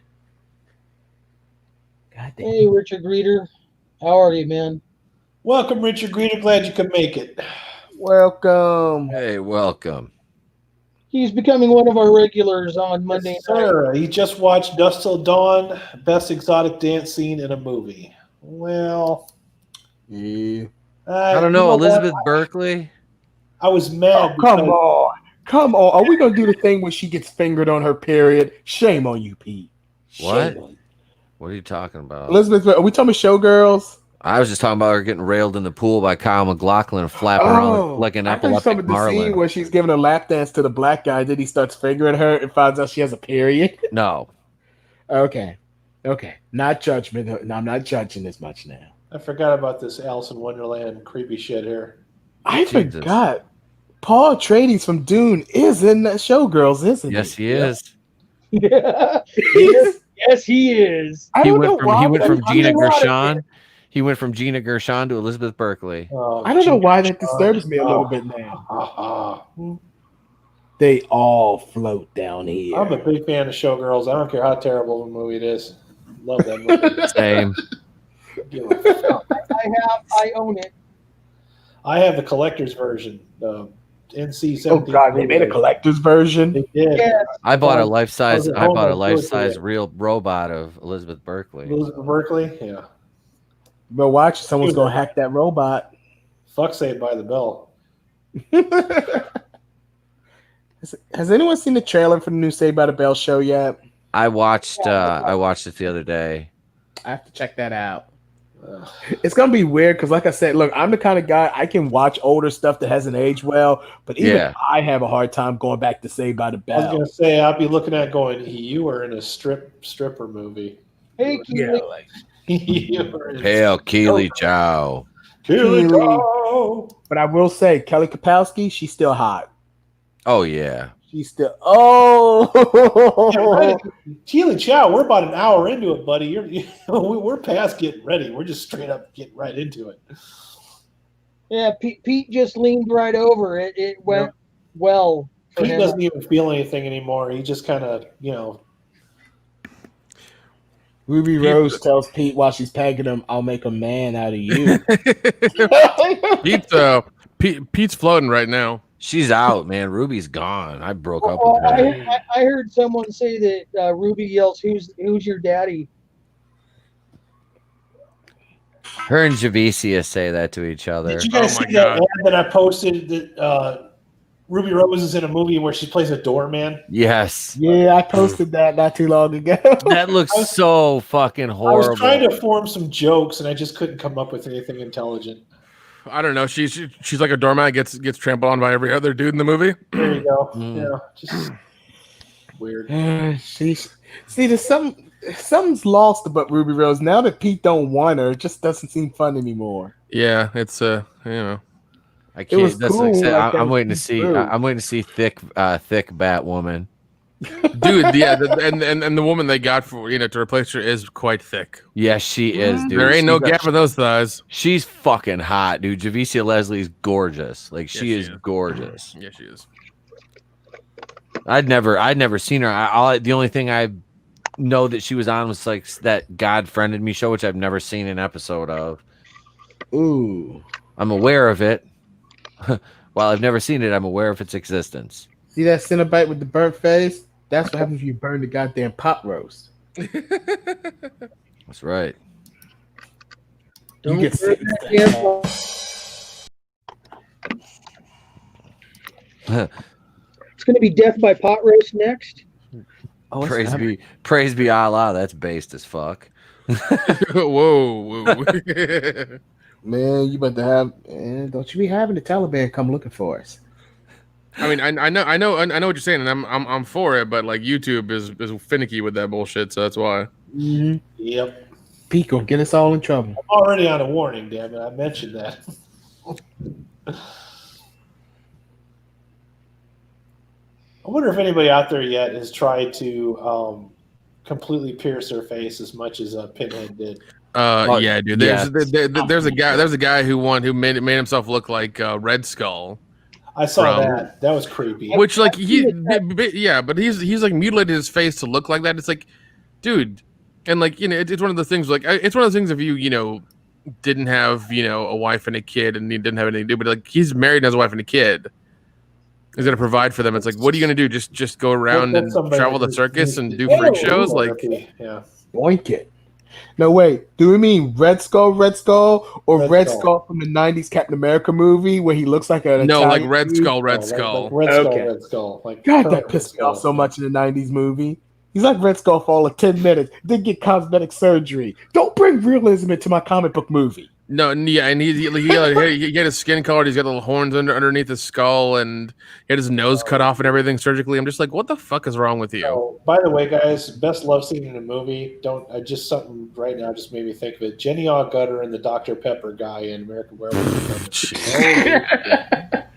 Little Sweet. Love it, absolutely love it. Wait, Little Sweet has a love. No, not that. Not Little Sweet. No, the guy that used to be in the David Lawton, I think is his name. Yeah. Oh, holy shit! You were scaring me there for a second. No, not Little Sweet. She runs so far away. You probably don't remember the old Dr. Pepper commercials from like the late 70s, early 80s. David Naughton actually was the Dr. Pepper guy before he started being in movies, so that's why I said him. I couldn't think of David Naughton right away, but. The one that's turning into a werewolf in American Werewolf in London, that guy. Oh, that guy. Yeah, I've met that guy before in person. He's really cool. Yeah, he is super cool. He's fucking awesome, man.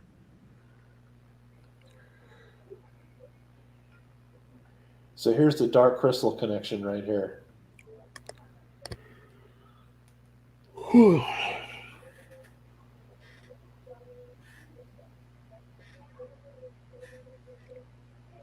Come play with us. Come play with us. Bitch, Jenga's overrated. Right? So what if you solved Rubik's Cube? It don't mean nothing in 2020. I mean, if you can solve a Rubik's cube, I mean, you might get some ass afterwards. I'm just saying. Some ladies watch you do it real delicately. I'm just saying. I'm ashamed to say Man, I've I never need to solved find one. these ladies. The only one I solved is I had one that looked like Darth Maul. Nick, I want to know where you found that lady. Yeah. Listen, man, quarantine's been a little rough on me, you know. So Oh, bro. I've had to go to other places, find other routes, and yeah. It hasn't been comfortable, but you know, I do what I can. We need to start journals, Nick, of documenting our search results, because sometimes I'm like, man, I'm even thinking of that. You don't want to know that. You would look at mine and be like, "What the fuck is wrong with you?" That's what would happen. Look at my like, search result. You kicked me off the show.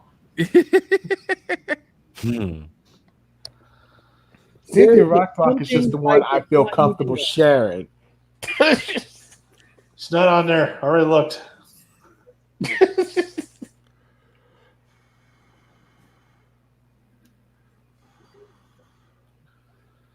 Still less painful than watching Black Christmas. Well, that's how I felt after watching it. Like, I legit laughed through Cannibal Holocaust after Black Christmas. I haven't finished that one yet, to be honest. I think I got halfway through, and I was just kind of like, "Ugh." Yeah, it's not fun. Not a fun one at all. Yeah, I don't quite hate it, but it is pretty much just shock. I watched it just because I felt like I should. And yeah, same here. I will not watch. What's that other one that we're always joking about? Like, I'm not watching the Serbian film. I will not watch that. No. I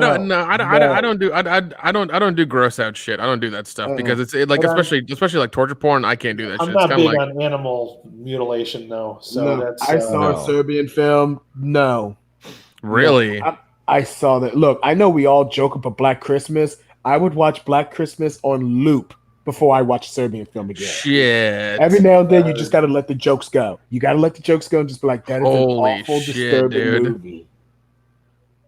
Oh, damn. You know what? Here's how terrible a Serbian film is. I'd rather eat Lena Dunham's ass. Oh my God. Jesus Christ. Let's just talk about Santa Claus now. That movie is terrible. God damn, Alex. I promise you, I will never force you to watch Party It for any sort of joke. Like, it is terrible. This motherfucker brings her back to life, and that's how she thanked him. What a hussy. That's what happens, Pete. That's why you never want to go full crazy with these girls. I'm fucking telling you, dude.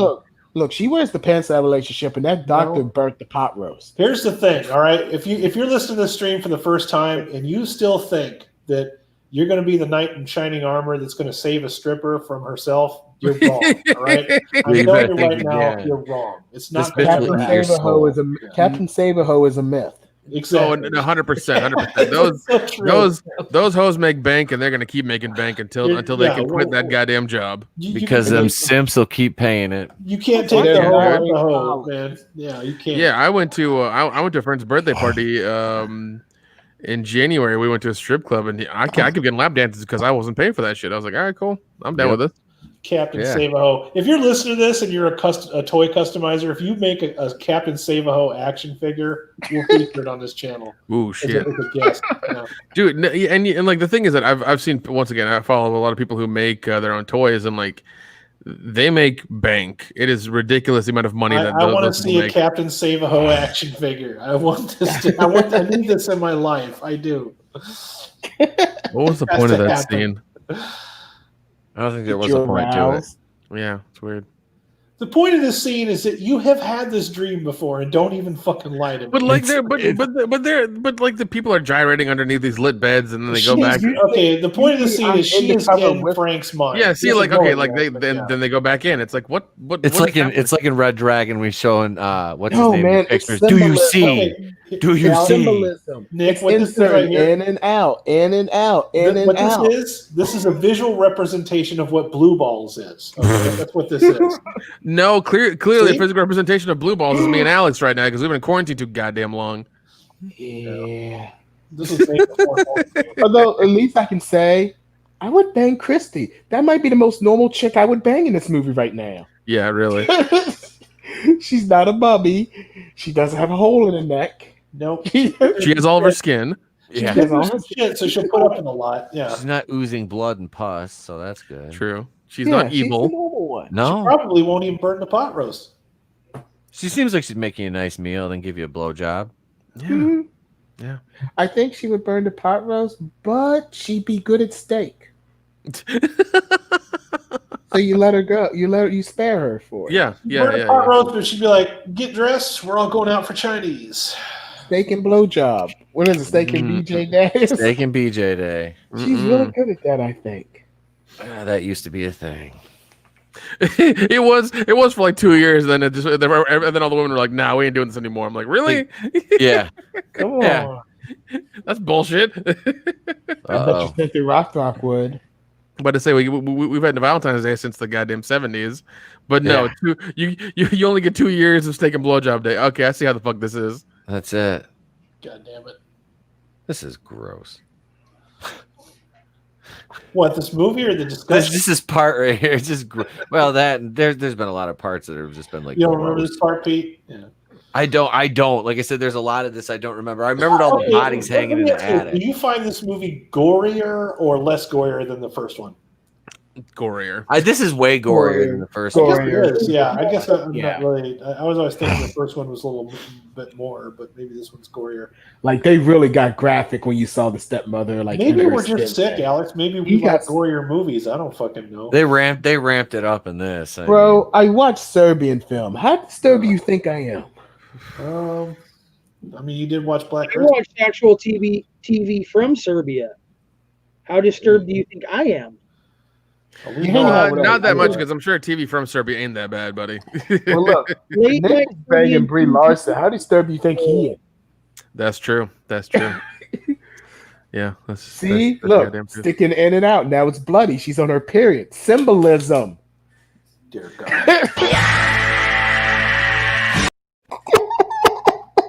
Oh my God. Thank you, Adam. Thank you.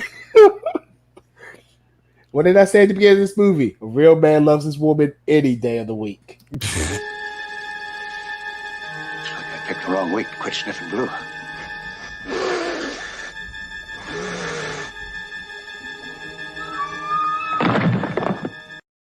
No, I need about 5 of Pete's special gummies over there. That's what I need.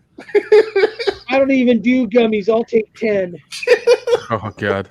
Dude, let me tell you something. Flair would have half of one and he would fucking keel over. No, dude, I got some when I was up in Gaylord last weekend.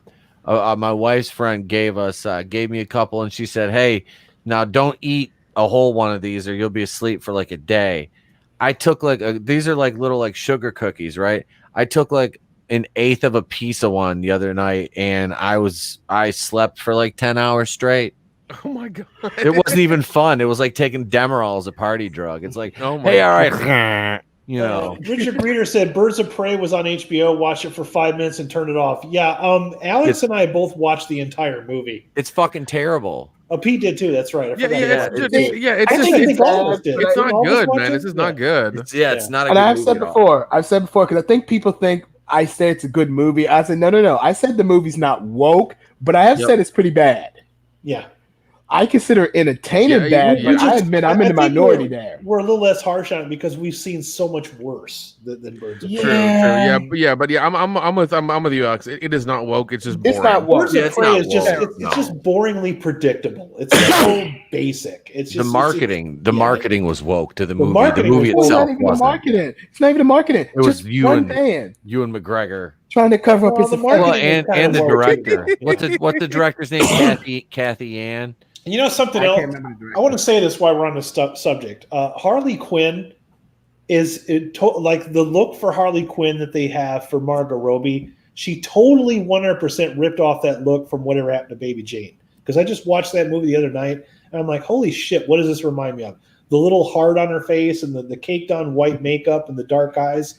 Totally ripped that fucking look off. So you hold those two pictures side by side. I'll put up in my group or on Twitter or something. Whatever Happened to Baby Jane. Harley Quinn totally ripped off that look from Whatever Happened to Baby Jane. Yeah, she also stole the look from Meth Heads. That too. Yeah, I will say this in Harley Quinn's defense, though. If you want a good Harley Quinn story, because they do exist, either watch the Harley Quinn animated series on HBO Max. That's a fucking awesome cartoon. Or read or read the Batman the White Knight comic book. Yeah, that might be the best Harley Quinn storyline ever. Because Hollywood's interpretation of her is just what they think that character should be. I can't blame Hollywood for it. That's kind of DC's thing since the New 52. The way Harley Quinn acts now, that's been DC since, Also, since the New whatever happened to Baby Jane is a way better movie than Birds of Prey. So, yeah. That was, I can't blame Hollywood. To be fair, Hollywood actually adapted Harley Quinn correctly. They just adapted the wrong version. Yeah. But Alex, that does make me happy that you watched the cartoon because it is funny as shit, isn't it? I love that cartoon, man. And so look, good. It even made me, I've even now grown attached to like the way, like I like the old Harley Quinn outfit, but the way Quayle Coco does, like I'm used to the slutty Harley Quinn on that cartoon now. Yeah.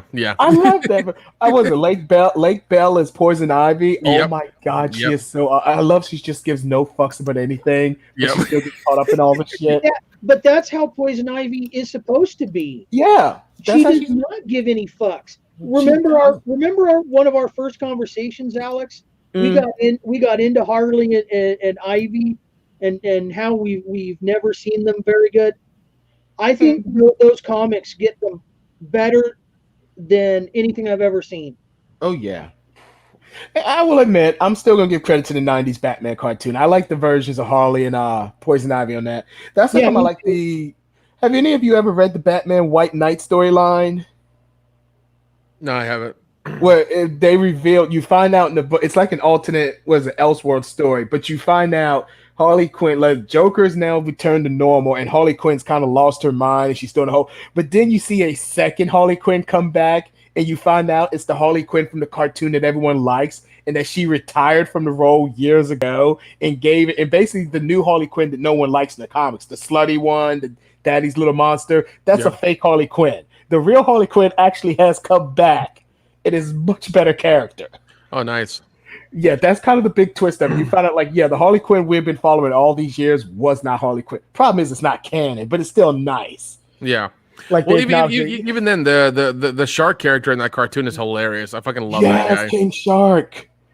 King Shark is goddamn hilarious. Professor Psycho? He can't stop calling women cunts. Yeah. Oh my God. Also, Gordon with his fucking drinking problem, and then Batman like fucking gets injured. He's like, I got this Alfred. It's like, no, dude, you can't fucking walk. Harley Quinn's greatest rivalry is Robin. Yeah. Yes. Yeah, I say it right now. That is the best DC show on right now. It is, dude. I fucking really love is. that cartoon so much. It is so goddamn hilarious. I love Harley Quinn. Yeah, if you got HBO Max, people, watch Harley Quinn. I promise you will like it. Even if you don't think you like Harley Quinn the way she is in comic, it's so funny. I even like Joker, and I'm the kind of guy who thinks Joker's overexposed. But man, Alan Tudyk is Joker. Dude, Alan Tudyk's a goddamn man. I love that guy. He is. I was lucky enough to meet him when Tucker and Dale came out. It was him and Tyler Labine had tables next to each other. Am I the only one who thinks that this looks like a Tim Burton hospital room? Yeah, it does. Holy crap. that reads Tim Burton like a motherfucker. Oh my God, it really does. I just expect Johnny Depp to show up any minute. Right? Beetlejuice. And he's got a straight razor. Or his ex-girlfriend. What's it? You bunch of losers! Nice Helena fucking Bonham bottle. Carter. Honk, honk. Yeah, Helena Bonham Carter. Yeah, because like they were together for 23 years, and all of a sudden Tim Burton's like, I'm bored of you, bitch. Get the fuck out. He's done And she ain't been in a movie ever since. Yeah, that's really funny. She hasn't. Well, no, she was in. History. Wasn't she in fucking Ocean's 8? You say that like I watched Ocean's 8. Yeah, fucking nobody watched Ocean's 8. I'm asking. Didn't watch Ocean's 8. I am asking if you know. That's why I'm asking. Do you I have know the it, information I seek? I If feel not, like that is she fine. has been in. I'm I aware feel like of she it. has been in something outside of it, but I need to look that up. I'm pretty sure the producers that invested in Ocean's 8 didn't even watch Ocean's 8. They're like, it'll be fine. It'll be I'll fine. be fair. I do like Helena Bonham Carter. Like, I know we're joking about her. I do like. I said it before. I think I told Pete all the time. I always bug Pete with it. She was a better Ultron in Terminator 4 than James Spader was in Age of Ultron. Oh God. Like, Actually, yeah. She is in Ocean's 8. Okay. She's Skynet. I like her Skynet. Alice in Wonderland, the remake. Yes, the Queen. Yes. Which is still Tim Burton, but yeah. I'm trying to Oh, think. man. Like, I know she's done something recently. Let me look. I'm gonna look up her filmography. Like I said, I don't hate her. I like her. I think she's a good actress. I think just she got typecast. Here we Yeah, go. because of her fucking mainly- boyfriend. That's why. This Yeah. movie loves to do Yeah, the but- entrances, man. Okay, she was in Enola Holmes. She was Sherlock Oh, wow. Holmes' mother. Oh wow. I remember that now. I was like, I know I'd seen her somewhere. Oh, she was in Ocean's 8. This Kind guy's of like a Swiss Army knife of fucking weird things. She was the fairy godmother in Cinderella. Mm-hmm. Oh, she's been in a lot of stuff. She has been in stuff. It's just she's mostly tends to be known for the Tim Burton stuff. She's not Mila Jovovich. She can have a career outside of her husband. Yeah, it's true. It's just they don't get talked about that much. She's in the show The Crown as Princess Margaret. Yeah. Like I said, in case you're watching this, despite the jokes we make, I do like Helena Bonham Carter. I think she's a good actress. Yeah, she's I do. good. I like her. She's not Mila Jovovich. No, because she's actually fucking talented. That doesn't require her Mhm. husband or boyfriend to get her roles and to make her look good. Well, If anything, even okay. in all the Tim Burton movies that she was in, I mean, she played such a diverse set of characters that it takes a very talented person to make each character an individual. She could have played True. the same damn character. I mean, she could be Vin fucking Diesel. Look, I've said it. Look, I've seen the Harry Potter movies. I kind of liked her villain more than I That's did true. the Voldemort character. Yeah, I was I gonna do say like that. that. I was gonna say that she was in. Legendary. I forgot what her name is in the movie, but I did like she was a good villain. Man. I was like, yo, she should be the mastermind. I mean, Voldemort just got his ass kicked by a baby. Oh, I stopped Voldemort's the watching those great Lord Harry of Potter movies after like the second one. Or the, yeah, I Like, like I'm not a full on Potter fan. I do like Yeah, I'm them. not hardcore, but they were good movies. I'm not going to make fun they're of good them. movies. Yeah. I got to a point where I realized that they were just not made for me, and I just decided not to. I don't It's have understandable. anything against Yes, them. I don't hate them. I'm the wrong age. is what it is. Bellatrix Lestrange. That was her name in the Harry Potter Thank movies. Yeah. That was part of the whole. That was part of the whole. What is it? Myth that was Neville was the true chosen one. Because I guess Yeah. everything that fit Potter fit him. Yeah, She was considered a Dark Lord also. I'd be fine with that. Like I said, she was a cool villain. It's like it's the 13-year-old demographic. It's like, okay, I get Twilight was made for like that tween 13-year-old, 14-year-old demographic. I'm not going to like rag on the movies because obviously that wasn't made for me, so I'm not going to complain about it. Yeah, at its core, it's a kids movie. Not It that had it's its audience. It was very clear what that audience was supposed to be. It didn't hide. It wasn't trying to be insidious about it. If I was a younger kid when Harry Potter came out, I would have fucking loved it. But Now, if you look at Evander Lynch from the Harry Potter movies, she's grown up. Evander Lynch. Is that the one who played the white-haired girl? Yep. Oh, why did I even know that one? because Alex, we have the same taste. That's why. Yes, we do. Yeah, she grew up, man. Plus, I've seen what Emma Watson looks like now. So, well, Emma Watson's all about like fucking being her own girlfriend or some bullshit that she said a long time ago. Yeah. Oh look. all right, she was still part of the fappening. So Oh yeah. But also, I got to give a shout out to Daniel Radcliffe, who actually has a real fucking career and has done other things besides Harry Potter. And he's a really good fucking actor. he knows exactly what he wants to do. He's like Johnny Depp, except he can actually act. Yeah, 100%. Right in her goddamn neck hole. Right in her goddamn neck I hole. love this part right here because these people are not what you think they're going to be. Plus, Except for that Daniel guy. Radcliffe was actually funny in the Kimmy Schmidt movie. Oh, was he really? He was funny in that. He's not in it for long. He plays the love interest. He's like this prince or rich guy that she falls in love with. But he's I kind of like how like Chatter is just some he's little got a kid. weird sexual hang up. Gotcha. He was sick. That's weird that it's a fucking He killed kid. a kid. They killed a kid. It's creepy. Look, sometimes kids gonna get killed, man. That's just the nature of the business. That's just how it This rolls. guy right here, this actor that plays this guy right here is amazing in this. I love him.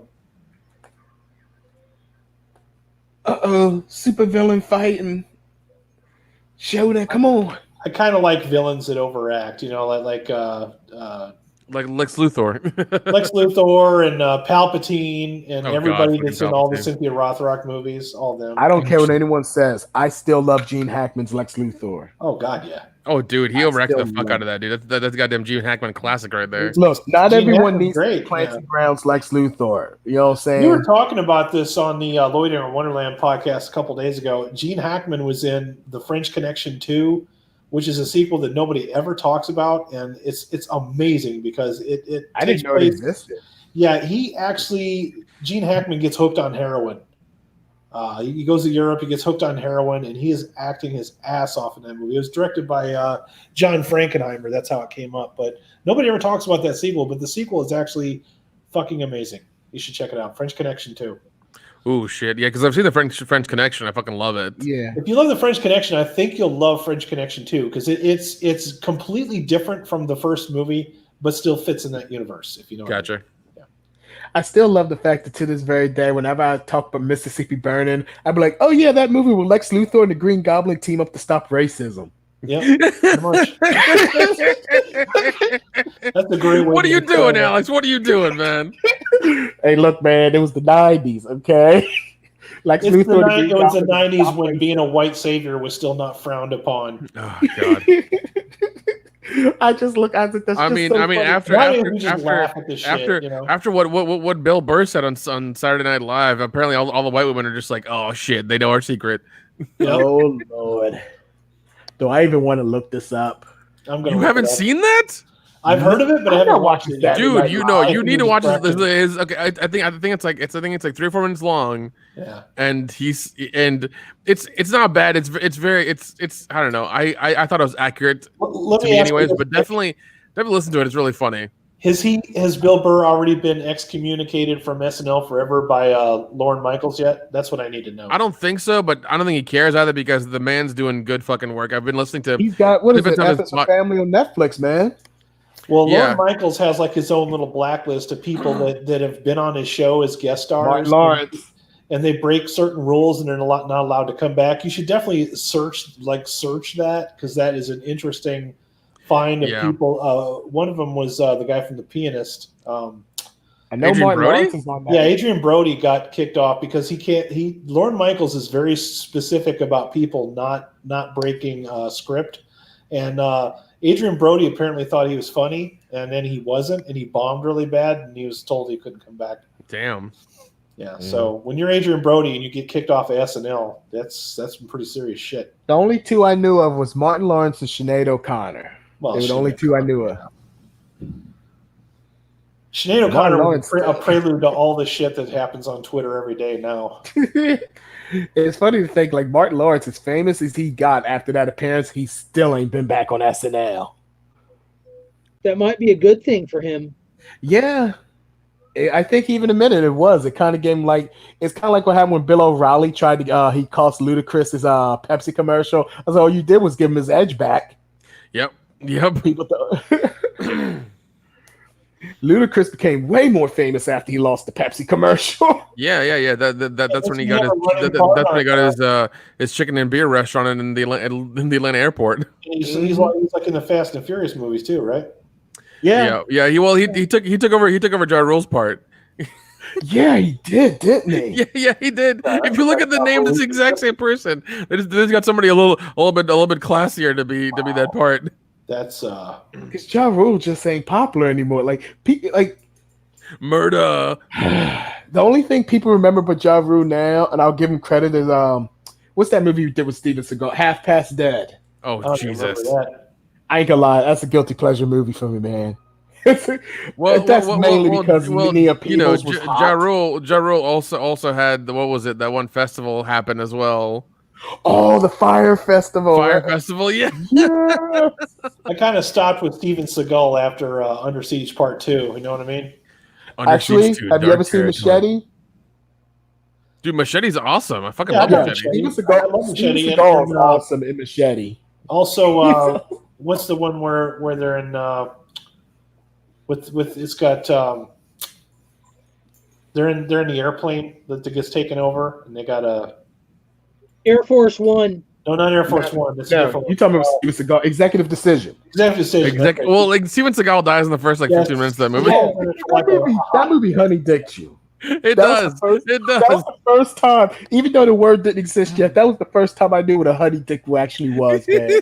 Remember, it was all in the commercial, like, ooh, look, Kurt Russell and Steven Seagal are gonna team up. They're gonna team up. This man dies in the first 10 minutes of the movie. But to be honest, I'm more of a Kurt Russell fan than a Steven Seagal fan. Of course. So I'm all right. Kurt Of course, the weird thing is, I remember it caused such a controversy because no one would believe it now. But I was like, yeah, in the '90s, Steven Seagal was kind of the bigger name for a little bit there. Can we just admit and acknowledge how awesome these special effects are right here? They're ridiculous, man. They're insane. I love this whole sequence.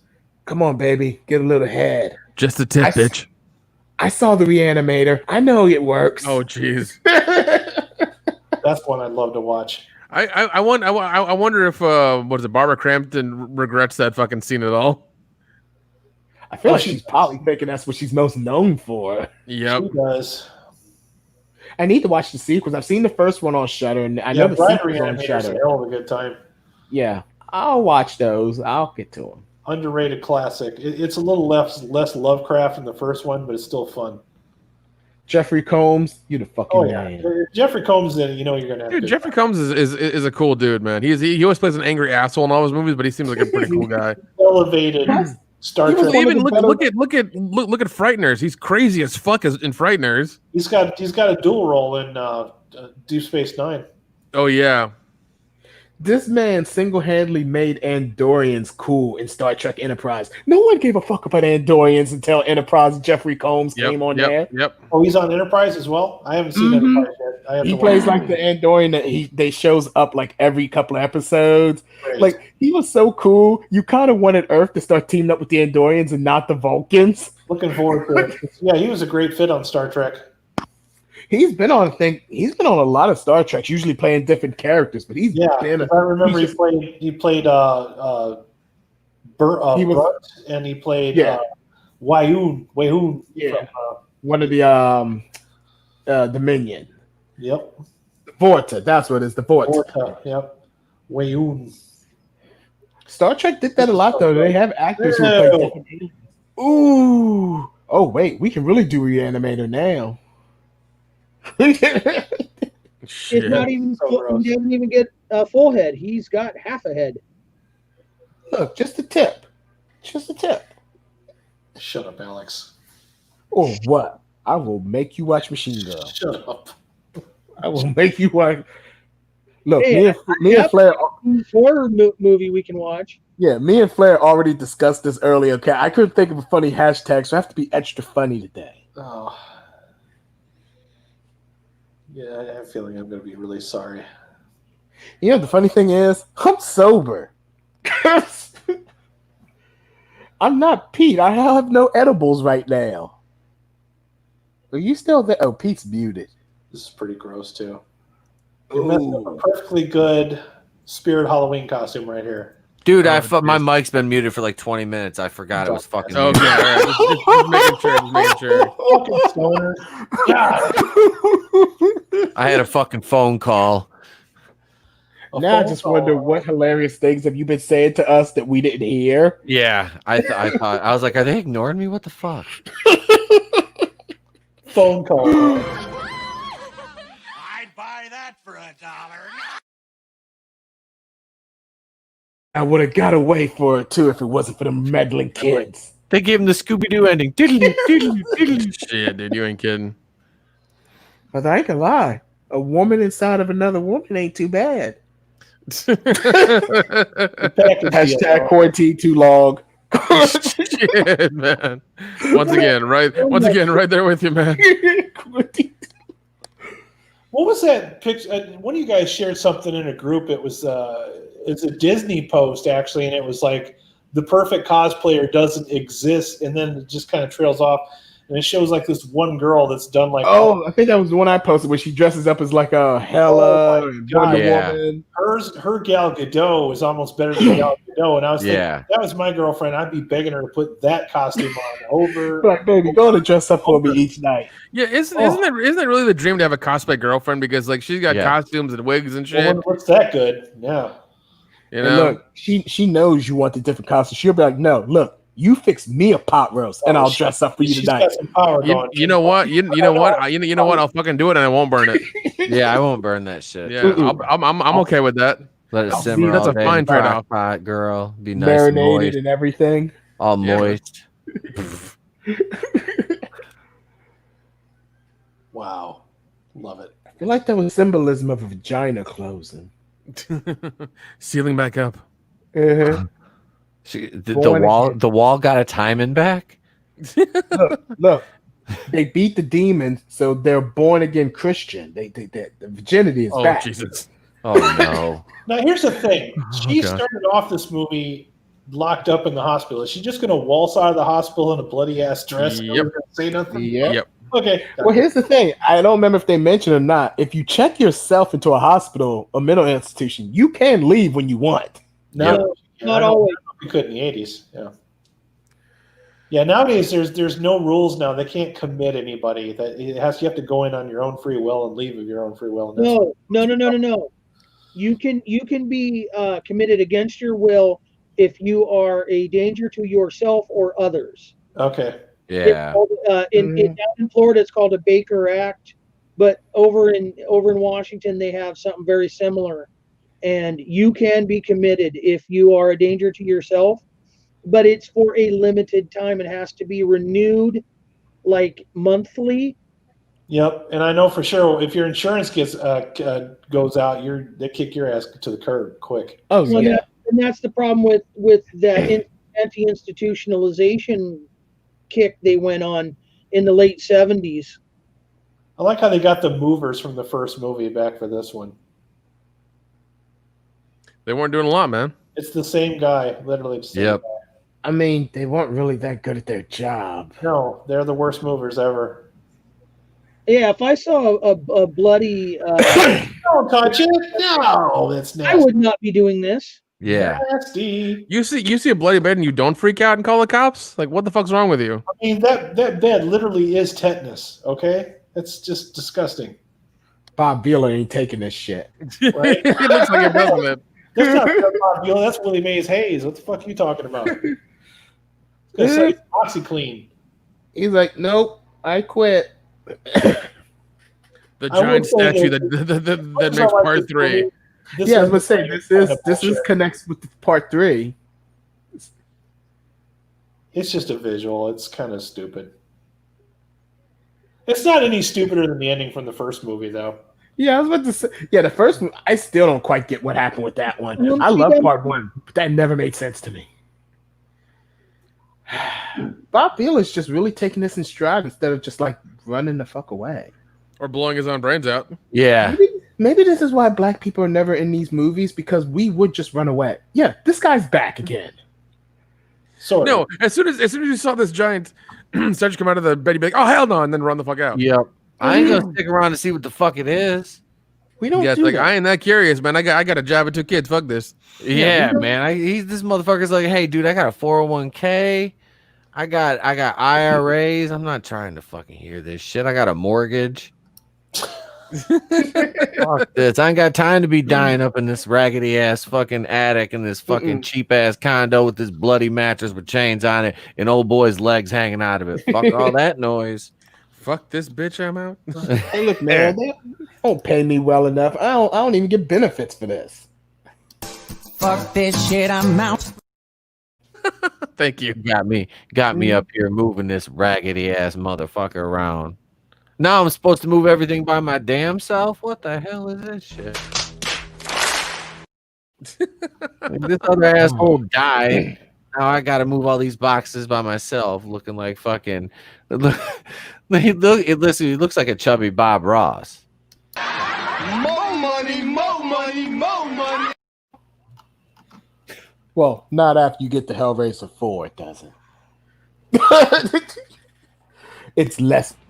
There they are. There's Blaine and Antoine. Oh, you couldn't get away with that now in 2020. No, Oh, you God. couldn't. No, you couldn't, man. Get away.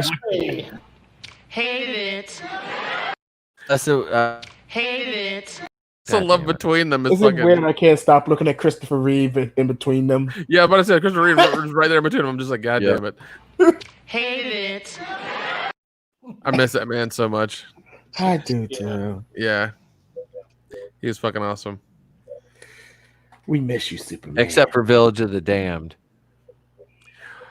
True, I can't but speak to but still, like yeah, Christopher Reeve is like, oh, and when I heard he was a quadriplegic, I was like, God, it's fucking sucked. And then I remember hearing that. I remember hearing that he was doing really well, and his therapy was taking on really, his therapy was finally working. He was going to do good, and then all of a sudden he was gone. I was like, God damn it, really? Come on. That's the reality of being a fan of directors, is knowing that certain directors are going to make bad movies. They just do. I mean, every director's got one that they're very proud of.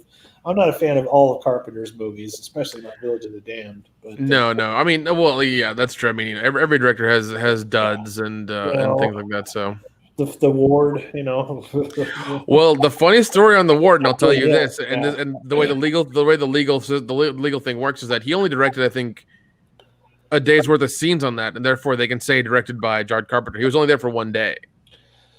Same thing with shit on the Ghosts of Mars, but I actually like that movie. That movie, that movie is crap, but I love it. It is ridiculous. Yeah. Ghost. Wait, who is in Ghosts of Mars? Ice Cube, Jason Statham, and then the chick from Species. Yeah, this chick from Natasha Henstridge. That was good. Yeah. Whatever happened? Thank you, Pam Grier. I keep forgetting. I need to not forget Pam Grier. I fucking love that woman. You don't forget Pam Grier's fucking awesome. I feel I'm Alex. I'm sorry, and you can hit me next time for it because she deserves better. Damn it, she deserves who better. Forget Pam Grier? Who forgot Pam Grier? I did. No more drugs for that man. That's fair. That's fair. And she was the first live-action Amanda Waller in Smallville. That's fair. Yeah, that's true. That's true. I wish that woman was at a convention because I fucking love her and I would give her a hug. Oh man, she's awesome. I love that woman. She's fucking awesome. I loved her and Jackie Brown, man. Mm-hmm. Oh, dude, she was amazing. That's probably my favorite Tarantino flick. Robert De Niro was such just like a background player in that movie. Like it was isn't it great how he does that? He'll take the actors that haven't been in anything for 1,000 years. They get the lead. And then the big actors, they're the supporting actors. You know who else is a supporting actor? That fucking Michael Keaton. That's true. That's true. Supporting actor in Jackie Brown. I don't. It's been a minute since he's barely in it. Yeah, he's just he's like one of the cops that's shaking down Jackie Brown. Yeah. The guy that was the lead in that, the one white dude, he just died. I can't think of his name. But we love to talk about movies. But hey, we're back to reviewing Hellbound, Hellraiser 2. Let's start off with let's do Flare first this time. I think it's about as good as the last movie, so I'll give it the same score. It's 4. It's a 4 for you. Okay, let me get this down here. So you had never seen either one of these, so you saw them back to back. Would you say that this one feels like a continuation of the first one? Well, yeah, I really like that one scene that like you said, it swept across it didn't say a word, but it gave a story all. That's filmmaking. That's filmmaking 101. Mm-hmm. And I thought that was really awesome. Hey, it could have had more explosions and more tits, but I'm good. There's less boobs in this one than the first one, surprisingly. But there's definitely more gore, so it made up for it somewhere. Yeah. Let's go to Pete next because I feel like he's about a couple edibles shy of just passing. No, I'm good, man. I'm good. This one just really, I'm not a big fan of this. This movie in general. I respect it. But compared to the first one, I prefer the first one. This one, little more gore, obviously. The effects were great for the time. I'm not a big fan of it. There's a couple scenes I like the attic reveal with all the bodies and shit. That was it was cool. I'm gonna go 3 out of 5 on this. like I said, I dig the ending. The fucking dude that comes in trying to bitch slap Pinhead around. I don't know none of their names, but yeah, I liked that. It was kind of cool. And the British mom looked better in this one with the longer hair, like we discussed earlier. Less Annie Lennox, I think. I felt like I was walking on broken glass. I don't know. Alex. I really enjoyed this movie. I'm giving it a 4 out of 5. It is easily my favorite Hellraiser movie. Not that that's saying much because it's Hellraiser, but I do enjoy this one. I actually even own it. It's been a while since I watched it. But yeah, I like the gore was good. Like Pete said, the what's her name? Julia. Why am I forgetting the name of the stepmother? She was the stepmother, yeah. Yeah, she can get her cheeks clapped. Rather she's in no skin, mummy mode, or full on human mode. She can get those cheeks clapped. She finds a way to be sexy through all of it. 4 cheeks out of 5 clapped. Okay. Wait a second. Why is there only 5? Why are there 5 cheeks? What's going on there? Hey, that's who's missing a cheek? That's the underage girl who I'm not clapping at, okay? Yeah, fair enough. I'm not R. Kelly. We do cheese curds on this channel, Alex. Don't be fucking that up now. Yeah. Look, it's Halloween. We gotta do it special, okay? It's Devil's Night. It's still cheese curds until I change it. Damn it! It's Devil's Night. That's true. All right, so 4 out of 5 for Alex. Nick Tam, what do you think of this one, buddy? This one, I'm gonna give it 3 out of 5. I mean, it is a little crazy. It goes to like another dimension. Stepmom gets sucked out of her skin, and then homegirl puts it back on to be her and emulate her. The whole thing that happens with the transformation of penis tentacle dude is a little weird. I don't get it too much. But you know, it is what it is. The effects are fucking amazing. The whole thing is ridiculous. The way they did the claymation of those little tentacles coming out of his hand multiple times must have taken hours. So I mean, technically, this was, I think, technically speaking, I think it was a better film and more elaborate than they had. They had more of a budget. You can tell where they put it. It's a good film. Also, to make you kind of jealous, Pete. And sorry, not Pete. Adam. Let's see that. Can we see it? It says. See how it says Clive Barker. Oh shit! And then hold on. Doug Bradley. Damn. Yeah. See. Wow. The lament configuration. Oh my god, that is a beautiful piece of work. Yeah, that is fucking nice. Do you have a nice little glass dome to put that in? I do not actually. I found that in like a fucking bottom drawer. I'm gonna get you a nice. Did you get that? Are you the one who unleashed Brie Larson on us with that thing? Listen, He Alex. the lament configuration and released the Alex, Karen. I've been in quarantine too long. I had to rub something. Okay. I've been in quarantine too long too. I didn't summon the forces of hell. Instead of we have different ways of working this shit out. Okay. Instead of what's your pleasure, Mister, they're like, can I talk to your manager? Jeez. Thank you very much.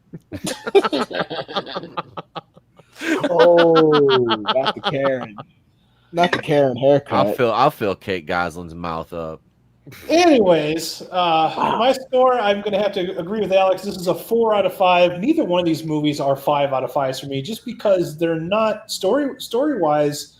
They're not told in a linear fashion to where everything is really clear. I'm not saying that everything has to be dumbed down and stupid for a stupid audience. It's just that the first movie, while being directed by the director or by the writer himself, it's a little hard to figure out what's going on the first time you watch it. And I feel like this one has a more cohesive story that expands on the first one. And that's why I say if you watch the first one, the second one in order, you feel like you're watching something really grand.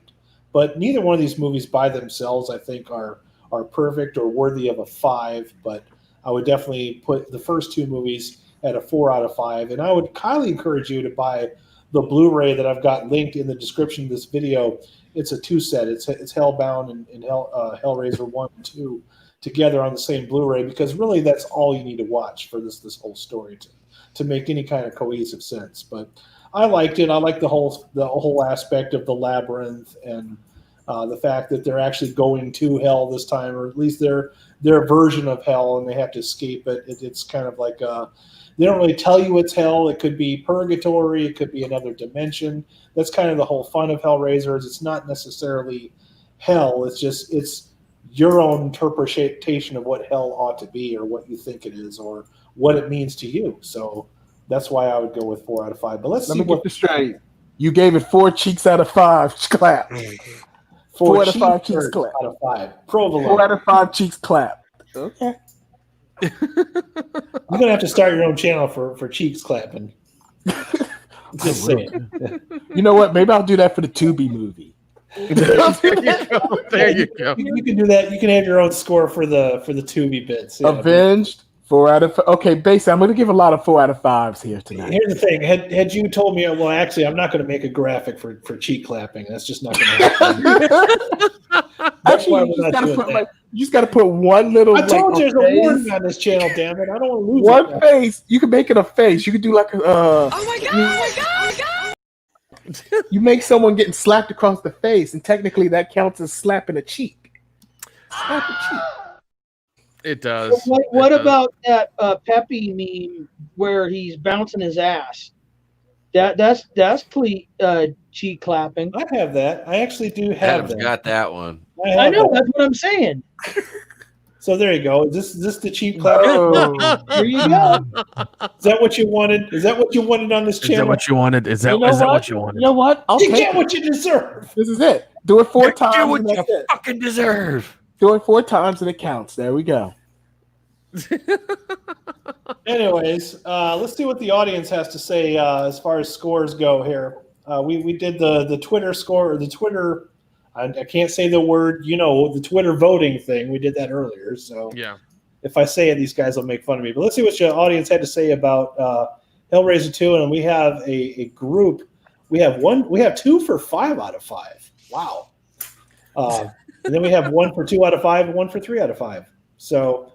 Yeah, somebody likes this. It's 2 people, at least 2 people in this chat liked it more than we did, Alex. So that's different. That's this good. is all over the place. I give it a 4.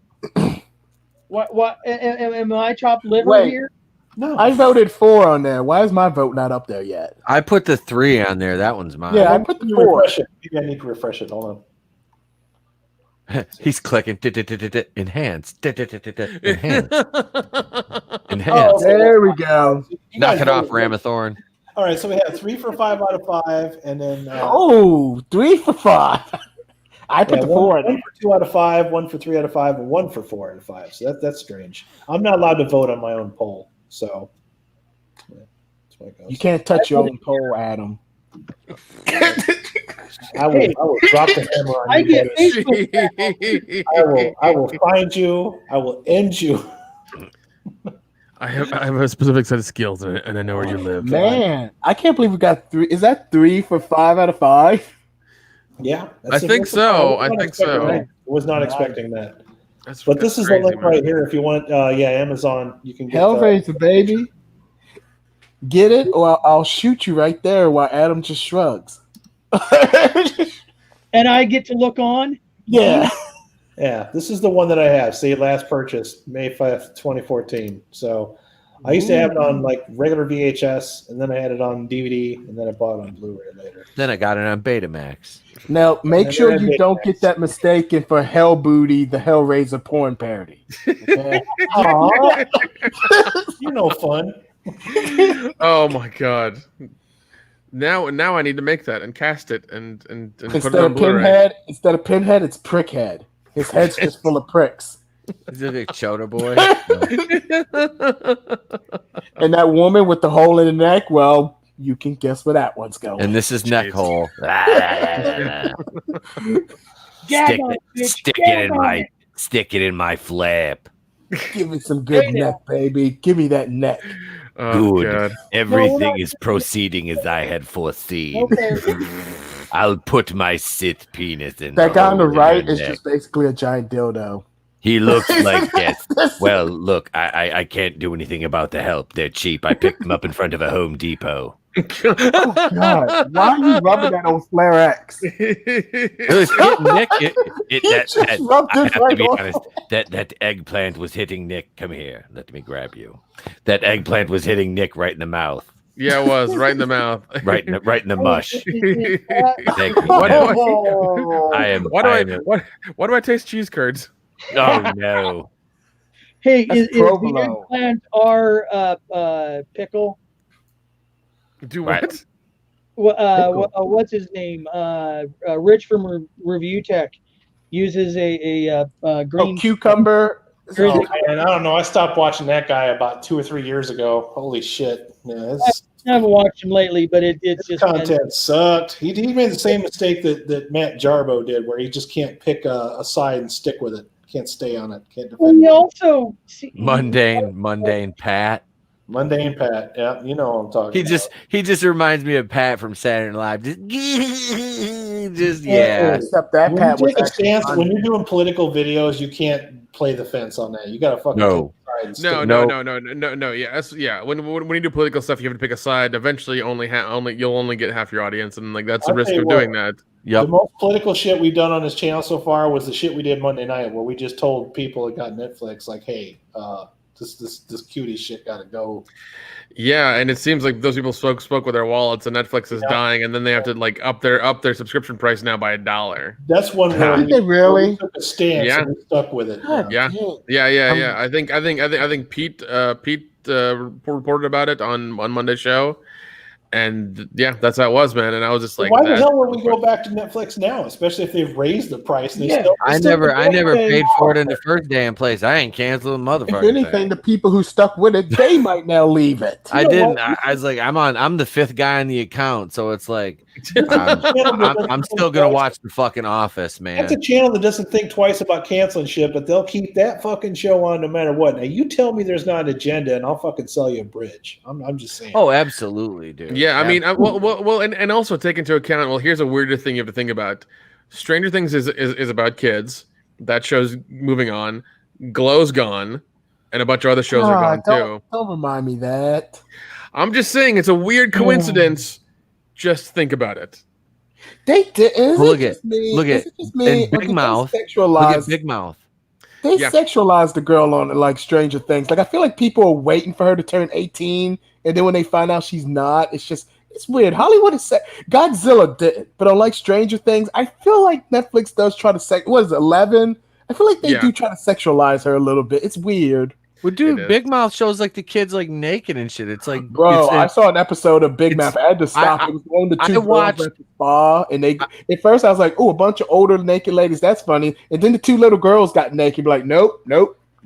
I watched 2 episodes of that show, and I was like, fuck this shit, dude. Like, because I'd watch F is for Family first. I'm like, this is awesome. All right, that's it. Damn it. Wait, F is for Family is okay. Yeah, F is for Family, but. Boo! Muck! Boo! You do not boo Bill Burr. Yeah, no.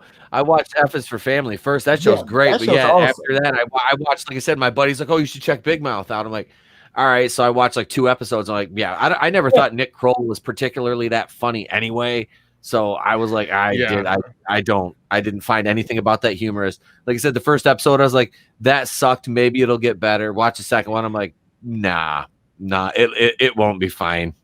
No, it won't be fine. No, and after seeing the whole cuties thing, and like you're talking about Stranger Things, I've never seen Stranger Things, but it all kind of like the pieces of the puzzle when they're apart don't make sense, but when they start to to slide into place, it all makes sense now. It's like it's damning evidence. It just because it's just because I think not like the other one. These things same because I think Adam said or somebody said that like they're going to cancel Glow because they can't film during the pandemic, and I'm just like, but I just saw set photos of Stranger Things filming. That's filming. So it's kind of like this is weird. And then when you think about the actors who are in Stranger Things and the cuties controversy, there's like, this is weird, and it makes me horribly uncomfortable. And then you're saying stuff about Big Mouth. I'm just like, This is also weird. Oh. It makes me uncomfortable, and there's a theme here, and it's really fucking awkward. You know, another theme that's happening too that we need to do away with in 2021 for sure. Just because you like a TV show, don't take all of those actors and put them in every fucking movie that comes out from now on. Oh, yeah. I'm pretty sure that Elle's part in Godzilla was written in just to put Elle in fucking Godzilla. Well, no. Same thing could be said for It. That happened as well with fucking Finn Wolfhard. That kid, his whole career now is just going to be 80s nostalgia because he's supposed to be in the new Ghostbusters too, right? Yeah, he's his in whole the new career is Ghostbusters. 80s nostalgia. And eventually he's going to get older. Then what the fuck's he going to do? I'll tell you right now. Cocaine. Listen. Him and 11 are gonna make a sex tape. That's what's gonna happen. Okay. Is that Millie Bobby Brown? Yeah. She was the one that was in Godzilla.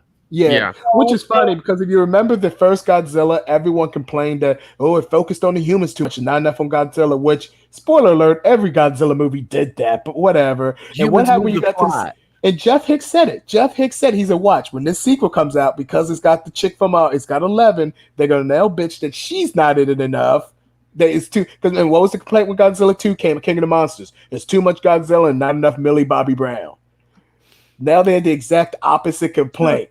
Bobby Brown was the worst part of it. Yeah, there were so many badass fucking scenes with the monsters in that, dude. Yeah, but people complained about it. There's like, but you got the girl from Stranger Things. Why don't you focus on her? Why don't you focus on her? Throwaway fucking character in that movie, and she's in it constantly. And it's like, dude, I was ready to shed a tear when the doctor died when he sacrificed himself to fucking save Godzilla. I was like, he just wanted to let them fight, Pete. Yep, I was like, this motherfucker's a G.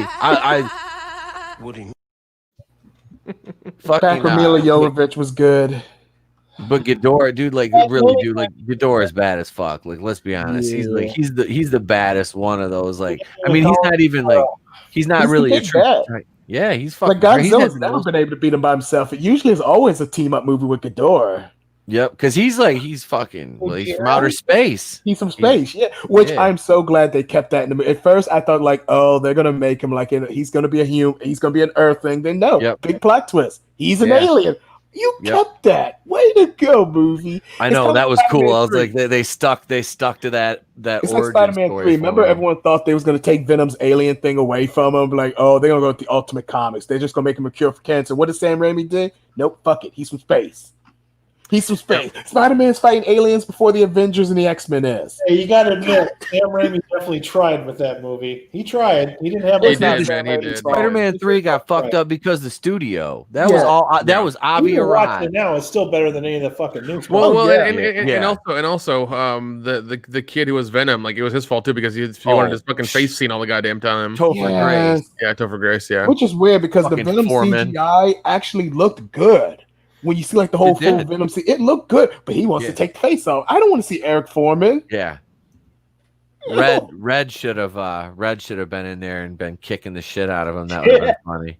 That'd have been funny. My ass. I'll put my foot. How about I put my foot in your ass, Venom? Eddie Brock, don't make me put my foot up your ass. Now, see, if you could have got Tom Hardy to be in Spider-Man 3, then we'd still be watching Spider-Man 6 right now. Tom Hardy was supposed to be Sandman in that movie. Yeah. I like Thomas Hayden Church. Did that bad of a job. Yeah, Thomas Hayden Church was the best villain in that movie. I give him that. Yeah, he was. Thomas Hayden Church was actually really good. Yeah, he didn't get the. I don't hate Spider-Man. I think Spider-Man is a bad movie. I still watch it when I marathon the movie. I don't do that with the Amazing Spider-Man movies or the Homecoming movies. I still watch Part 3. Dude, the best thing out of the Amazing Spider-Man movies is the post-credit scene where you see the setup for the Sinister Six, where fucking Norman Osborn's walking through the Oscorp building. Yep. Oh Lord. That's fucking that is honestly that's one of the coolest post-credit scenes. I ain't gonna lie. I didn't like that only because I thought the scene was cool, but I knew they were gonna screw it up in the next movie. I mean, you gotta think about this. You gotta live up to Alfred Molina. You really think Mark Webb was gonna do that? Oh, he owned it. Oh man, he owned it. I mean, he's still pretty much Alfred Molina is still, I don't care what anyone says, he is still the greatest Marvel movie villain ever. Sorry, Thanos. Sorry, Loki. It's still Alfred Molina, and Ian McKellen, number 2, is Magneto. I was going to say, I the two hope top you at dogs. least give an honorable nod to Ian McKellen as Magneto. Yeah. Bro, we ain't leaving out Ian McKellen Well, I was here. gonna say, man, Spider-Man 2 is like that is I don't give a fuck how many superhero movies they make. Nope. That is still the quintessential superhero movie is Spider-Man 2. Isn't it That still is the first superhero movie to win an Oscar? As long as we're back Yes. on I the think it's still the first Did it? one. Yeah, it's the first superhero to win an Oscar. The best way to Special make a villain in your fucking comic book movies is make your villain a sympathetic character, and it works because when you understand their motivation, you know they're not fucking around. Like you get it. Like that's what hooked me in to that first X-Men movie. I didn't know shit about the X-Men, and I watched that movie. Nope. I'm like, holy shit, I get where this guy is coming from. He fucking believes his bullshit, and he's not going to stop. And you almost feel sorry for him. And those are It helps if they show a Nazi concentration camp. dangerous. Yeah, the most dangerous fucking villains are the ones that you feel sorry for. Like, you know that Alfred Molina was in absolutely no control over himself whatsoever, and there was no stopping him because he was that fucking brilliant at what he did. So, 100%. I want to add real quick while I'm thinking about it. We got You Can't Watch This. We got Manliness and Motivation would have been here, so we're going to give him an honorable nod. Flair X45 is here. We had Leo. Really? That bastard's here? God damn it. Reader starting to become a regular. Want to say hi to him, and don't forget Keely Chow. Pocket band that Flair X45 character. Pocket band. That bastard. Somebody fire up the pocket band. I do actually have some announcements. I want to thank everybody that's been coming to our Monday night shows. We've been absolutely killing it on that channel with doing the pop culture stuff. We'll actually probably come up with a name for that show at some point, or maybe I'll just keep it going the way it is. I don't really know. But for those of you that have been showing up on Monday night, the last one we did Monday has been our best show ever. So thank you so much for that continued support. Starting next week, either next week or the week after. It depends on how soon we can get it uploaded and edited and recorded.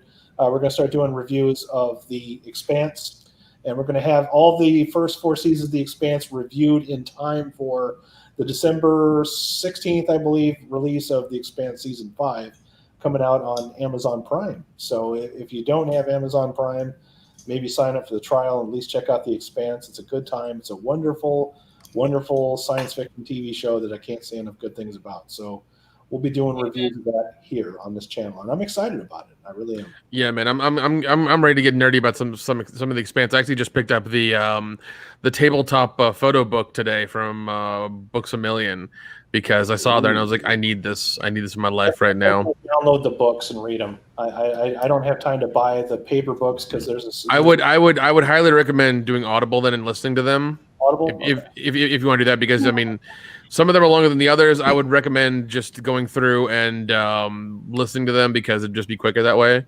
I want to read them because right there. Good story. Oh, nice. More and, there you go. Right, let me zoom in on that. Hold that up again. There you go. Ooh, Dungeons and Dragons. Wait, where's Marlon Wayne? Oh, get out. Yeah, reference. I had a kick out of stream for that. Jeez. Oh, come on now. No. Come on. You don't want no Jeremy Irons. Come on. Oh, God. Give me. And right there is why Jeremy Irons is Alfred in the fucking Batfleck movies. Okay. Damn right. Oh God! So that's going to be happening. We're really excited about it. Also, Nick Tam has joined up with the anthology series on LIW Studios because one of the fourth guys, he got a promotion in his job. He can't make the streams anymore, and Nick's like, "Yeah, I'll do it." So check out. Nick, you're just going everywhere. Just showing up to everyone. Yeah. Apparently, I can just stream whenever the hell I want to now. That's what I do. Nick just walks into any stream. It's what, like, did somebody make a sandwich in front of you and Nick shows that? If I could get like $20 a stream, just $20 a stream, I'd be happy. That's all I want. I wasn't going to say anything, but it is funny that Nick was supposed to replace me when I got my promotion. I came back, and Nick is just still here. He's like that neighbor. Flair It's like Nick's like Kathy in The Office. Yeah, you're just still here. You're like Filled in for Pam when she was pregnant, but just stuck around. I'm Pete's bad kid. So you were Pete's. Yeah, you're Pete's replacement. Still here. Yeah, so we're all just still here. So nobody the thing is, you fuckers drop out. Your replacements are already here. I ain't got to do shit. All right, we just continue on. Well. Pray I don't get super busy or something happens. So if it happens, it happens. How are you not already busy with all the shows, man? because they all happen at night. I got like a day job, and I can get back and eat and take a nap and masturbate, and then do a fucking live stream. So I mean, life is good, man. Priorities, man. Priorities. Yeah, man. So like shit works out. I can't be mad at that. This is how we socialize. This is it. I can't be mad to where I can like do my job, make money, and then at night I get to fuck around a lot. Like I can't be mad at that. Yeah. Like I know. I'm saying, wait, I do this like 4 nights a week, 5 sometimes. It's like, this is it's a fucking lifestyle, and people don't understand that. They don't like around it. Yeah. But you guys have a safe and happy Halloween, and if not, try not happy Halloween, yo. Please try not to get arrested. We're gonna head up out of here, but make sure you come back Monday night. Make sure you come back Monday night. Check out Flair and I doing the live pop culture review, and check us out next week on Loitering Wonderland channel. We'll be doing some Twilight Zone, and we'll also be doing Anthology Review. We're doing a newer version of an Alfred Hitchcock classic. Did you want me to tell you the two movies I picked? Yeah, go ahead and make that announcement, buddy. I'm scared. I went one old and one new.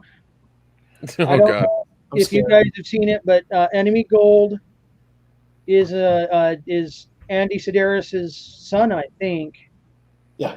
Makes it. So that one, and then Katie Sackhoff is in 2036 Origin Unknown. Okay. Origin Unknown? Origin. Oh. Damn. So close. That's my last announcement before I head up out of here. Next week will be Flair X's birthday celebration, and what I do for these guys is whenever it's their birthday, I let them pick a double feature. There's no. I would recommend watching the Sedaris flick first because I will be late. Yeah. I will be working, so watch the Andy Sedaris flick first, and then because I really want to see that sci-fi. So everybody will be good and sloshed by the time you show up, because I encourage these guys to get absolutely plastered when we do these parties. That's next week. It's just party. When does it get sloshed? I didn't have a drink. I didn't have a drink tonight, man. I'm still Pete didn't get crossfaded. He's good to go. No. I just had a nice mellow. And Leo Red, my cat has made an appearance. All right, folks, we're heading up out of here. Thanks for joining us tonight, and we'll see you on the next one. Peace out. Thanks for watching this video. I hope you found it somewhat entertaining. Please remember to depress that like button and subscribe to my channel for more content. Make sure you hit that bell icon so you'll be the first to know when new content is published. Please visit raidersofthelostflicks.com for more hilarious entertainment and links to all of our social media platforms. Also, consider supporting us on Patreon. As little as $1 a month supports our worldwide digs for more Lost Flicks. Thank you, and have a groovy day. Hey,